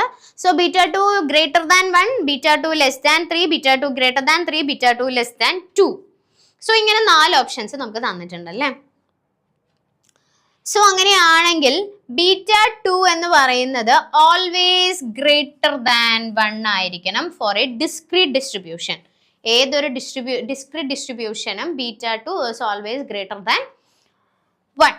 അത് നമ്മുടെ കണ്ടീഷൻ ആണ്. സോ ബീറ്റ 2 എങ്ങനെയാണെന്ന് കാണാൻ ചോദിച്ചു കഴിഞ്ഞാൽ μ4 square divided by μ2 μ4 divided by μ2 square, sorry, μ4 divided by μ2 square ആയിരിക്കും വരിക. ബീറ്റ 2 എങ്ങനെയാണ് കാണുന്നത്? μ4 ഡിവൈഡഡ് ബൈ μ2 സ്ക്വയർ. ഓക്കെ അല്ലേ? സോ നമ്മളിപ്പോൾ പറഞ്ഞത് ഒരു ഡിസ്ക്രീറ്റ് ഡിസ്ട്രിബ്യൂഷൻ ആണെങ്കിൽ, that is much more important. Discrete distribution ആണെങ്കിൽ ബീറ്റ 2 അഥവാ kurtosis is always greater than 1 ആയിരിക്കും. എല്ലായ്പ്പോഴും അതെന്തായിരിക്കും? ഗ്രേറ്റർ ദാൻ 1 ആയിരിക്കും. സോ അത് കിട്ടി. അത് നമ്മൾ സ്റ്റേറ്റ്മെന്റുകളിൽ പഠിക്കുന്ന കാര്യങ്ങളാണ്. ഓക്കെ അല്ലേ? ഡാഷിന്റെ ഉപഗണമാണ് ഡാഷ് എന്നാണ് പറഞ്ഞിരിക്കുന്നത്. Population sample, sample population, probability sampling, prospects and samples. Okay അല്ലേ? സോ ഇങ്ങനെ 4 ഓപ്ഷൻസ് ആണ് നമുക്ക് തന്നിരിക്കുന്നത്. സോ എന്തിന്റെ ഉപഗണമാണ്? 1 prospects and samplings, probability and sampling, sample and population, population and sample. പോപ്പുലേഷന്റെ ഉപഗണമാണോ സാമ്പിൾ എന്ന് പറയുന്നത്? പോപ്പുലേഷൻ എന്ന് പറയുന്നത് എന്താണ്? പോപ്പുലേഷൻ എന്ന് പറഞ്ഞു കഴിഞ്ഞാൽ ആ ഒരു ഫുൾ സെറ്റുകളെ നമുക്ക് എന്ത് പറയാൻ പറ്റും? പോപ്പുലേഷൻ എന്ന് പറയാൻ സാധിക്കും. നമ്മുടെ ആ കളക്ഷന്റെ എല്ലാ ഡാറ്റനെയും കൂടെ നമുക്ക് പോപ്പുലേഷൻ എന്ന് പറയാം. സാമ്പിൾസ് എന്ന് പറഞ്ഞാൽ നമ്മൾ പറയുന്ന കണ്ടീഷൻ സാറ്റിസ്ഫൈ ചെയ്യുന്ന ആ കളക്ഷനുകളുടെ എലമെന്റ്സിനെ നമുക്ക് സാമ്പിൾ എന്ന് പറയാൻ സാധിക്കും. ഓക്കെ അല്ലേ? സോ ഇഫ് ആർ എന്ന് പറയുന്നത് ഒരു പോപ്പുലേഷൻ ആയാൽ, ഇഫ് റിയൽ നമ്പേഴ്സ് ആർ എന്ന് പറയുന്നത് ഒരു പോപ്പുലേഷൻ ആണെങ്കിൽ സാമ്പിൾ ഞാൻ ചൂസ് ചെയ്യുന്നത്, സാമ്പിൾ ഞാൻ എങ്ങനെ ചൂസ് ചെയ്തു? സെറ്റ് ഓഫ് ഈവൻ നമ്പേഴ്സ് എന്ന് ഞാൻ ചൂസ് ചെയ്തു. ഓക്കെ അല്ലേ? സോ അങ്ങനെയാണെങ്കിൽ ആറിന്റെ ഒരു സബ്സെറ്റ് ആണ് എസ് എന്ന് പറയുന്നത്. എന്ന് വെച്ചാൽ പോപ്പുലേഷന്റെ ഒരു സബ്സെറ്റ് ആയിരിക്കും സാമ്പിൾ എന്ന് പറയുന്നത്. പോപ്പുലേഷന്റെ ഒരു സബ്സെറ്റ് ആയിരിക്കും ഈ സാമ്പിൾ എന്ന് പറയുന്നത്. ഓക്കെ അല്ലേ? പോപ്പുലേഷന്റെ ഒരു സബ്സെറ്റ് ആണ് സാമ്പിൾ. ഓക്കെ, അടുത്ത ചോദ്യം. Random sampling is also called as. Random സാമ്പിളിങ്ങിനെ വേറൊരു പേരിലും അറിയപ്പെടുന്നുണ്ട്. ഓക്കെ, റാൻഡം സാമ്പിളിങ്ങിനെ വേറൊരു പേരിലും അറിയപ്പെടുന്നുണ്ട്. അതാണ് പ്രോബബിലിറ്റി സാമ്പിളിംഗ് എന്ന് പറയുന്നത്. ഓക്കെ അല്ലേ? റാൻഡം സാമ്പിളിങ്ങിനെ വേറൊരു പേരിലും അറിയപ്പെടുന്നുണ്ട്. അതിന്റെ പേരാണ് പ്രോബബിലിറ്റി സാമ്പിളിംഗ് എന്ന് പറയുന്നത്. ഓക്കെ ആണോ? നമ്മുടെ സ്റ്റാറ്റിൽ നമുക്ക് ഇങ്ങനത്തെ ചോദ്യങ്ങൾ എന്ന് വെച്ചാൽ കുറച്ച് നമ്മുടെ ഡെഫിനിഷൻസ് ഉപയോഗിച്ച് വരുന്ന ചോദ്യങ്ങൾ നമുക്ക് എക്സ്പെക്ട് ചെയ്യാം. ഓക്കെ, അതിനാണ് ഇങ്ങനത്തെ ചോദ്യങ്ങൾ കൊണ്ടുവന്നിരിക്കുന്നത്. ഒരു സ്ഥിരസംഖ്യ എയുടെ മാധ്യം എന്താണ്? ഒരു സ്ഥിരസംഖ്യയാണ്, ഒരു കോൺസ്റ്റന്റ് ആണ് എ എന്ന് പറയുന്നത്. സോ അങ്ങനെയാണെങ്കിൽ എയുടെ മാധ്യം അഥവാ എയുടെ മീൻ എന്താണെന്ന് ചോദിച്ചു കഴിഞ്ഞാൽ എന്ത് തന്നെ ആയിരിക്കും? എയുടെ മീൻ എന്താണെന്ന് ചോദിച്ചു കഴിഞ്ഞാൽ എ തന്നെ ആയിരിക്കും. എയുടെ മീൻ എന്താണെന്ന് ചോദിച്ചു കഴിഞ്ഞാൽ എ തന്നെ ആയിരിക്കും. നമ്മളിപ്പോൾ കൺസിഡർ ചെയ്യാം, n ടൈംസ് ഞാൻ എ എഴുതി. n ടൈംസ് എ എഴുതി കഴിഞ്ഞാൽ അതിന്റെ മീൻ കാണുമ്പോൾ n/na divided by n, that is a ആണല്ലോ. ഒരൊറ്റ സംഖ്യയുടെ മാധ്യം കാണാത്തതുകൊണ്ട് എയുടെ മാധ്യം എന്താണ്? a/1 it is equal to a. അത്ര മാത്രമേ ഉള്ളൂ. സോ എ എന്ന് പറയുന്ന ഒരു സ്ഥിരസംഖ്യയുടെ മാധ്യം എന്താണെന്ന് ചോദിച്ചു കഴിഞ്ഞാൽ അത് എ തന്നെയാണ്. ഓക്കെ അല്ലേ? അടുത്ത ചോദ്യം.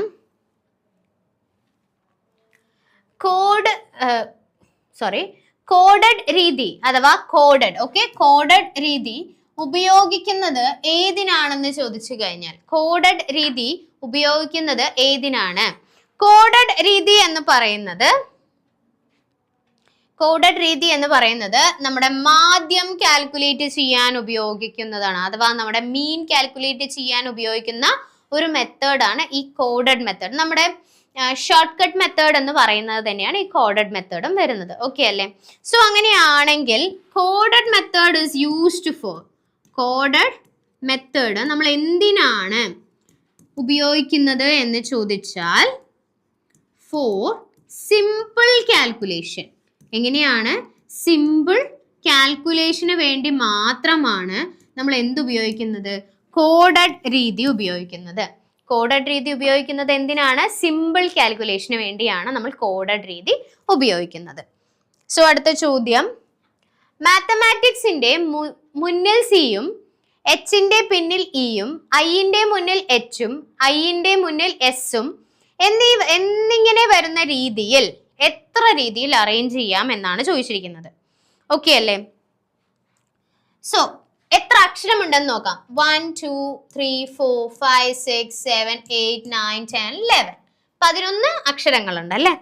സോ 11 അക്ഷരങ്ങൾ എന്ന് പറയുമ്പോൾ തന്നെ നമുക്ക് ആദ്യം എഴുതി വെക്കാം 11 ഫാക്ടോറിയൽ. ഓക്കെ അല്ലേ? 11 ഫാക്ടോറിയൽ. ഈ 11 ഫാക്ടോറിയലിൽ എത്ര എണ്ണം റിപ്പീറ്റ് ചെയ്യുന്നുണ്ട്? എ എന്ന് പറയുന്നത് എത്ര തവണ റിപ്പീറ്റ് ചെയ്യുന്നുണ്ട്? 2 തവണ റിപ്പീറ്റ് ചെയ്യുന്നുണ്ട്. ഓക്കെ അല്ലേ? എം എന്ന് പറയുന്ന അക്ഷരം 2 തവണ റിപ്പീറ്റ് ചെയ്യുന്നുണ്ട്. ദെൻ ടി എന്ന് പറയുന്ന അക്ഷരം എം എന്ന് പറയുന്ന അക്ഷരം 2 തവണ, ടി എന്ന് പറയുന്ന അക്ഷരം 2 തവണ. ദെൻ ഓക്കെ, അങ്ങനെ 3 അക്കങ്ങളാണ് റിപ്പീറ്റ് ചെയ്യുന്നത്.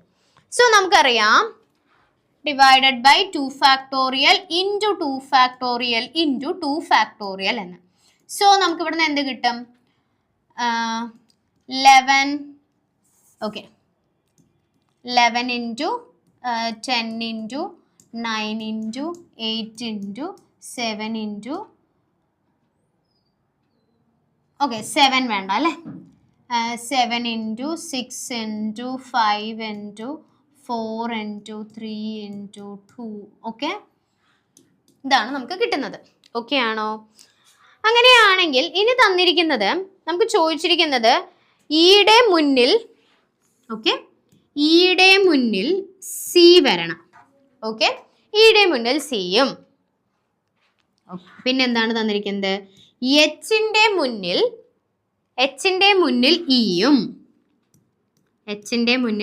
ഇയും ഐയുടെ മുന്നിൽ എച്ചും okay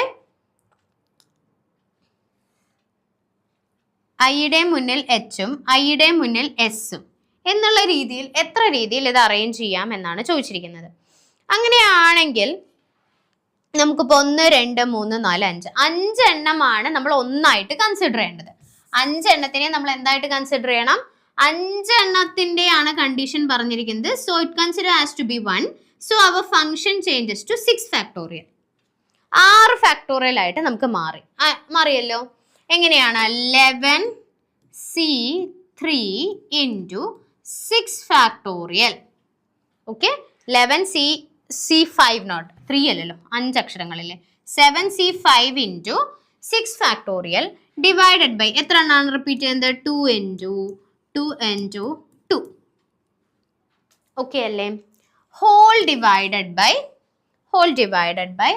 11 factorial divided by 2 factorial into 2 factorial into 2 factorial okay ആണോ സോ അങ്ങനെയാണെങ്കിൽ ഇതും ക്യാൻസൽ ചെയ്തു പോകും അല്ലേ നമുക്ക് സോ ഇവിടെ വരുന്നത് 11 factorial divided by 5 factorial into 6 factorial into 6 factorial into 1 by 11 factorial so എനിക്ക് 6 ഫാക്ടോറിയൽ ക്യാൻസൽ പോകും 11 ഫാക്ടോറിയൽ ക്യാൻസൽ ചെയ്ത് പോകും അല്ലേ സോ വരുന്നത് 1 by 5 factorial it is equal to 1 by 1 into 2 into 3 into 4 into and 5 that is equal to 1 by 20 okay അല്ലേ നമ്മളിവിടെ എന്താണ് ചെയ്തത് നമുക്കിത് നമ്മുടെ ടോട്ടൽ പ്രോബബിലിറ്റി ആണ് മാത്തമാറ്റിക്സ് എന്ന് പറയുന്നതിനെ ഇത്രയും രീതിയിൽ നമുക്ക് അറേഞ്ച് ചെയ്യാം ദിസ് ഇസ് ദ ടോട്ടൽ പ്രോബബിലിറ്റിയിൽ നിന്നും ഞാൻ 5 എണ്ണത്തിനെ ഒന്നായി കൺസിഡർ ചെയ്തു 5 അക്കങ്ങളെ ഞാൻ ഒന്നായിട്ട് കൺസിഡർ ചെയ്യുമ്പോൾ എനിക്ക് കോമ്പിനേഷൻസ് വരുന്നത് 11c5 ഇൻറ്റു ബാക്കി 6 എണ്ണത്തിന് എന്ത് വരുന്നുണ്ട് മാറ്റങ്ങൾ വരുന്നുണ്ട് സോ 6 ഫാക്ടോറിയൽ ഡിവൈഡഡ് ബൈ ഇതിലേതും റിപ്പീറ്റ് ചെയ്യുന്നത് പറയാത്തത് കൊണ്ട് തന്നെ 2 factorial into 2 factorial into 2 factorial divided by total number of probability so ഞാൻ മൾട്ടിപ്ലൈ ചെയ്തപ്പോൾ അവർ ആൻസർ ഇസ് 1 by 120 1 by 120 എന്നുള്ള ഉത്തരമാണ് വരിക ഓക്കെ അല്ലേ ഇത് നിങ്ങൾക്ക് മനസ്സിലായി എന്ന് ഞാൻ കരുതുന്നു അടുത്തൊരു problem a equal to 8541 inverse എത്ര എന്നാണ് ചോദിച്ചിരിക്കുന്നത് a equal to 8541 ഇൻവേഴ്സ് എന്താണ് എന്ന് ചോദിച്ചിട്ടുണ്ട് സോ നമുക്കതൊന്ന് കണ്ടെത്താം ഇൻവേഴ്സ് എന്ന് പറയുന്നത് നമുക്ക് ആദ്യം അതിൻ്റെ അഡ്ജോയിന്റ് a എന്ന് പറയുന്നത് എന്തായിരിക്കും ഒരു 2x2 മെട്രിക്സ് ആണെങ്കിൽ നമുക്ക് എന്തറിയാം നമ്മുടെ 8541 അല്ലേ 8541 എന്ന മെട്രിക്സ് അതിൻ്റെ അഡ്ജോയിന്റ് എ എഴുതാൻ പറഞ്ഞു കഴിഞ്ഞാൽ നമ്മൾ എന്ത് എഴുതിയാൽ മതി മെയിൻ ഡയഗണലിനെ സ്പ്ലിറ്റ് ചെയ്യുകയും ഓഫ് ഡയഗണലിന്റെ സൈൻ ചേഞ്ച് ചെയ്യുകയും ചെയ്ത് കഴിഞ്ഞാൽ അതിൻ്റെ അഡ്ജോയിന്റ് നമുക്ക് കിട്ടും ഓക്കെ അല്ലേ അതിൻ്റെ അഡ്ജോയിന്റ് നമുക്ക് കിട്ടും അങ്ങനെയാണെങ്കിൽ ഡിറ്റർമിനന്റ് എ എന്താണ് ഡിറ്റർമിനന്റ് എ എന്ന് പറയുന്നത് 8 minus 20 that is minus 12 okay അല്ലേ സോ ഡിറ്റർമിനന്റും എനിക്ക് കിട്ടി അഡ്ജോയിന്റും കിട്ടി അങ്ങനെയാണെങ്കിൽ എ ഇൻവേഴ്സ് എന്ന് പറയുന്നത് എന്താണ് 1 by determinant A into adjoint A ആണ് so minus 1 by 12 5 by 12 1/3 then 2/3. Okay അല്ലേ? -2/3 ഇതാണ് വരിക. ഓക്കെ ആണോ? സോ അങ്ങനെയാണെങ്കിൽ നമ്മുടെ ആൻസർ ഒന്ന് നമുക്ക് നോക്കാം. ഓക്കെ, ഇവിടെ ഒരു മൈനസ് ഇടാൻ അവർ വിട്ടിട്ടുണ്ട്. Okay, -1/12, -1/12, 5/12, 1/3 and -2/3. That is A is the correct answer. Okay അല്ലേ? ഓക്കെ, ഇനി അടുത്തത് എ ബി എന്നിവ രണ്ട് ഗണങ്ങളാണെങ്കിൽ A complement minus B complement എന്തായിരിക്കും? A complement minus B complement എന്തായിരിക്കും എന്നാണ് ചോദ്യം. സോ അങ്ങനെയാണെങ്കിൽ A complement minus B complement എന്ന് പറഞ്ഞാൽ നമുക്ക് എ മൈനസ് ബി എന്താണെന്ന് അറിയാം.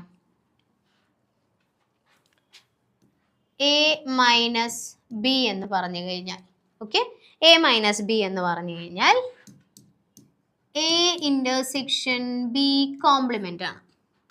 എ ഇന്റർസെക്ഷൻ ബി കോംപ്ലിമെന്റ് ആണ്. Same situation B minus A എന്ന് പറഞ്ഞു കഴിഞ്ഞാൽ ബി ഇന്റർസെക്ഷൻ എ കോംപ്ലിമെന്റുമാണ്. ബി ഇന്റർസെക്ഷൻ എ കോംപ്ലിമെന്റ് ആണ്. സോ അങ്ങനെയാണെങ്കിൽ A complement minus B complement എന്ന് പറഞ്ഞു കഴിഞ്ഞാൽ എ കോംപ്ലിമെന്റ് ഇന്റർസെക്ഷൻ ബി എന്ന് വരും. എ കോംപ്ലിമെന്റ് ഇന്റർസെക്ഷൻ ബി എന്ന് വരും. എ കോംപ്ലിമെന്റ് ഇന്റർസെക്ഷൻ ബി ആയിക്കഴിഞ്ഞാൽ ഓക്കെ അല്ലേ? ഇതിനെ എനിക്ക് എഴുതാം ബി ഇന്റർസെക്ഷൻ എ കോംപ്ലിമെന്റ് എന്ന്. ബി ഇന്റർസെക്ഷൻ എ കോംപ്ലിമെന്റ് എന്ന് പറഞ്ഞാൽ ബി മൈനസ് എ ആണ്. ഇവിടെ എന്ത് അപ്ലൈ ചെയ്തു? കമ്മ്യൂട്ടേറ്റീവ് പ്രോപ്പർട്ടി അപ്ലൈ ചെയ്തു. കമ്മ്യൂട്ടേറ്റീവ് പ്രോപ്പർട്ടി അപ്ലൈ ചെയ്തു. ഓക്കെ അല്ലേ? കമ്മ്യൂട്ടേറ്റീവ് പ്രോപ്പർട്ടി അപ്ലൈ ചെയ്തു. That is A intersection B equal to B intersection A ആണ് എന്ന് അപ്ലൈ ചെയ്തു. So A complement intersection B എന്ന് പറയുന്നത് ബി ഇന്റർസെക്ഷൻ എ കോംപ്ലിമെന്റ് ആണ്. That is B minus A ആണ്. So A complement minus B complement എന്ന് പറയുന്നത് B minus A ആണ്. A complement minus B complement എന്ന് പറയുന്നത് എന്താണ്? ബി മൈനസ് എ ആണ്. ഓക്കെ അല്ലേ? സോ അടുത്തൊരു ചോദ്യം, 2, 3, 0, -1, -2, 4 എന്നിവ യോജിപ്പിച്ച് പി ക്യു കണ്ടെത്തുക. ഓക്കെ അല്ലേ? എന്നിവ രണ്ടും കൂടെ ഉപയോഗിച്ച് നമ്മുടെ പി ക്യു എന്താണെന്നാണ് ചോദിച്ചിരിക്കുന്നത്. സോ നമ്മുടെ രണ്ട് പോയിന്റ് നമുക്ക് എഴുതാം. 2, 3, 0 എന്നൊരു പോയിന്റും -1, -2, -4 എന്ന് പറയുന്ന മറ്റൊരു പോയിന്റ് എന്നീ രണ്ട് പോയിന്റുകളാണുള്ളത്. നമുക്ക് എന്ത് കണ്ടെത്തണം? ഇവ രണ്ടും കൂടെ യോജിപ്പിച്ചുണ്ടാക്കുന്ന ഒരു പി ക്യു കണ്ടെത്തണം. ഓക്കെ, ഇവ രണ്ടും കൂടെ യോജിപ്പിച്ചുണ്ടാക്കുന്ന ഒരു പി ക്യു കണ്ടെത്തണം. സോ നമുക്കൊന്നും ചെയ്യാനില്ല അല്ലേ? -1, -2 i plus -2, -3 j plus -4, -0 k. Okay അല്ലേ? So -3i -5j -4k. Okay, -3i -5j -4k. -3i -5j -4k. So B option is the correct one. B option is the correct one.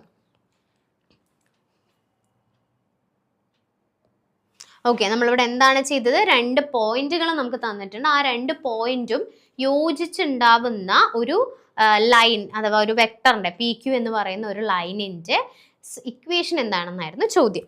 So അങ്ങനെയാണെങ്കിൽ നമ്മൾ എങ്ങനെയാണ് കണ്ടെത്തുന്നത്? I coordinates തമ്മിൽ minus ചെയ്തു, j coordinates തമ്മിൽ minus ചെയ്തു and k കോർഡിനേറ്റുകൾ തമ്മിൽ മൈനസ് ചെയ്തു. That is we want to find the line P Q. ഇതാണ് നമ്മുടെ പി, ഇതാണ് നമ്മുടെ Q. So second minus first എന്നുള്ള രീതിയിൽ ഞാൻ സബ്ട്രാക്ട് ചെയ്ത് -3i -5j -4k എന്നുള്ള രീതിയിലുള്ളൊരു ഇക്വേഷനാണ് എനിക്കിപ്പോൾ കിട്ടിയിരിക്കുന്നത്. ഓക്കെ അല്ലേ? സോ ഒരു ലൈനിൻ്റെ ഇക്വേഷൻ എങ്ങനെയാണ് കാണുക എന്നുള്ളത് നിങ്ങൾക്ക് മനസ്സിലായെന്ന് ഞാൻ കരുതുന്നു. സോ നമ്മുടെ ഏകദേശം നമ്മുടെ MCQs ഇന്നത്തെ ക്ലാസ്സിൽ അവസാനിച്ചിരിക്കുകയാണ്. ഇത് ജസ്റ്റ് ഒരു നമ്മൾ വളരെ കുറച്ച് ചോദ്യങ്ങൾ മാത്രമാണ് ഇതിൽ ഇൻക്ലൂഡ് ചെയ്തിരിക്കുന്നത്. ഇനിയും ഒത്തിരി ചോദ്യങ്ങളായിട്ട് നമുക്ക് അടുത്തൊരു ക്ലാസ്സിൽ എന്തായാലും കാണാം. ഇനി ഞാൻ വെറുതെ പറയുന്നത് കൊണ്ട് നിങ്ങൾക്ക് തോന്നരുത് ഒരുപാട് നമ്മൾ ഹാർഡ് വർക്ക് ചെയ്താൽ മാത്രമാണ് അതിന് റിസൾട്ട് ഉണ്ടാവുള്ളൂ. സോ മാക്സിമം ഹാർഡ് വർക്ക് ചെയ്യുക, നന്നായി പഠിക്കുക. നമ്മൾ ഹാർഡ് വർക്ക് ചെയ്തിട്ട് നമുക്ക് കിട്ടില്ല എന്ന് നമ്മൾ ഒരിക്കലും ചിന്തിക്കരുത്. എന്തായാലും ഹാർഡ് വർക്ക് ചെയ്താൽ അതിനുള്ള റിസൾട്ട് നിങ്ങൾക്ക് ഉണ്ടാവും. So all the best for your exam. And നമുക്ക് ഒരുമിച്ച് തന്നെ ഈ HSA നേരിടാം. എന്ത് സംശയം ഉണ്ടെങ്കിലും നിങ്ങൾക്ക് ചോദിക്കാവുന്നതാണ്. ഓക്കെ അല്ലേ? So thank you so much for watching and thank you.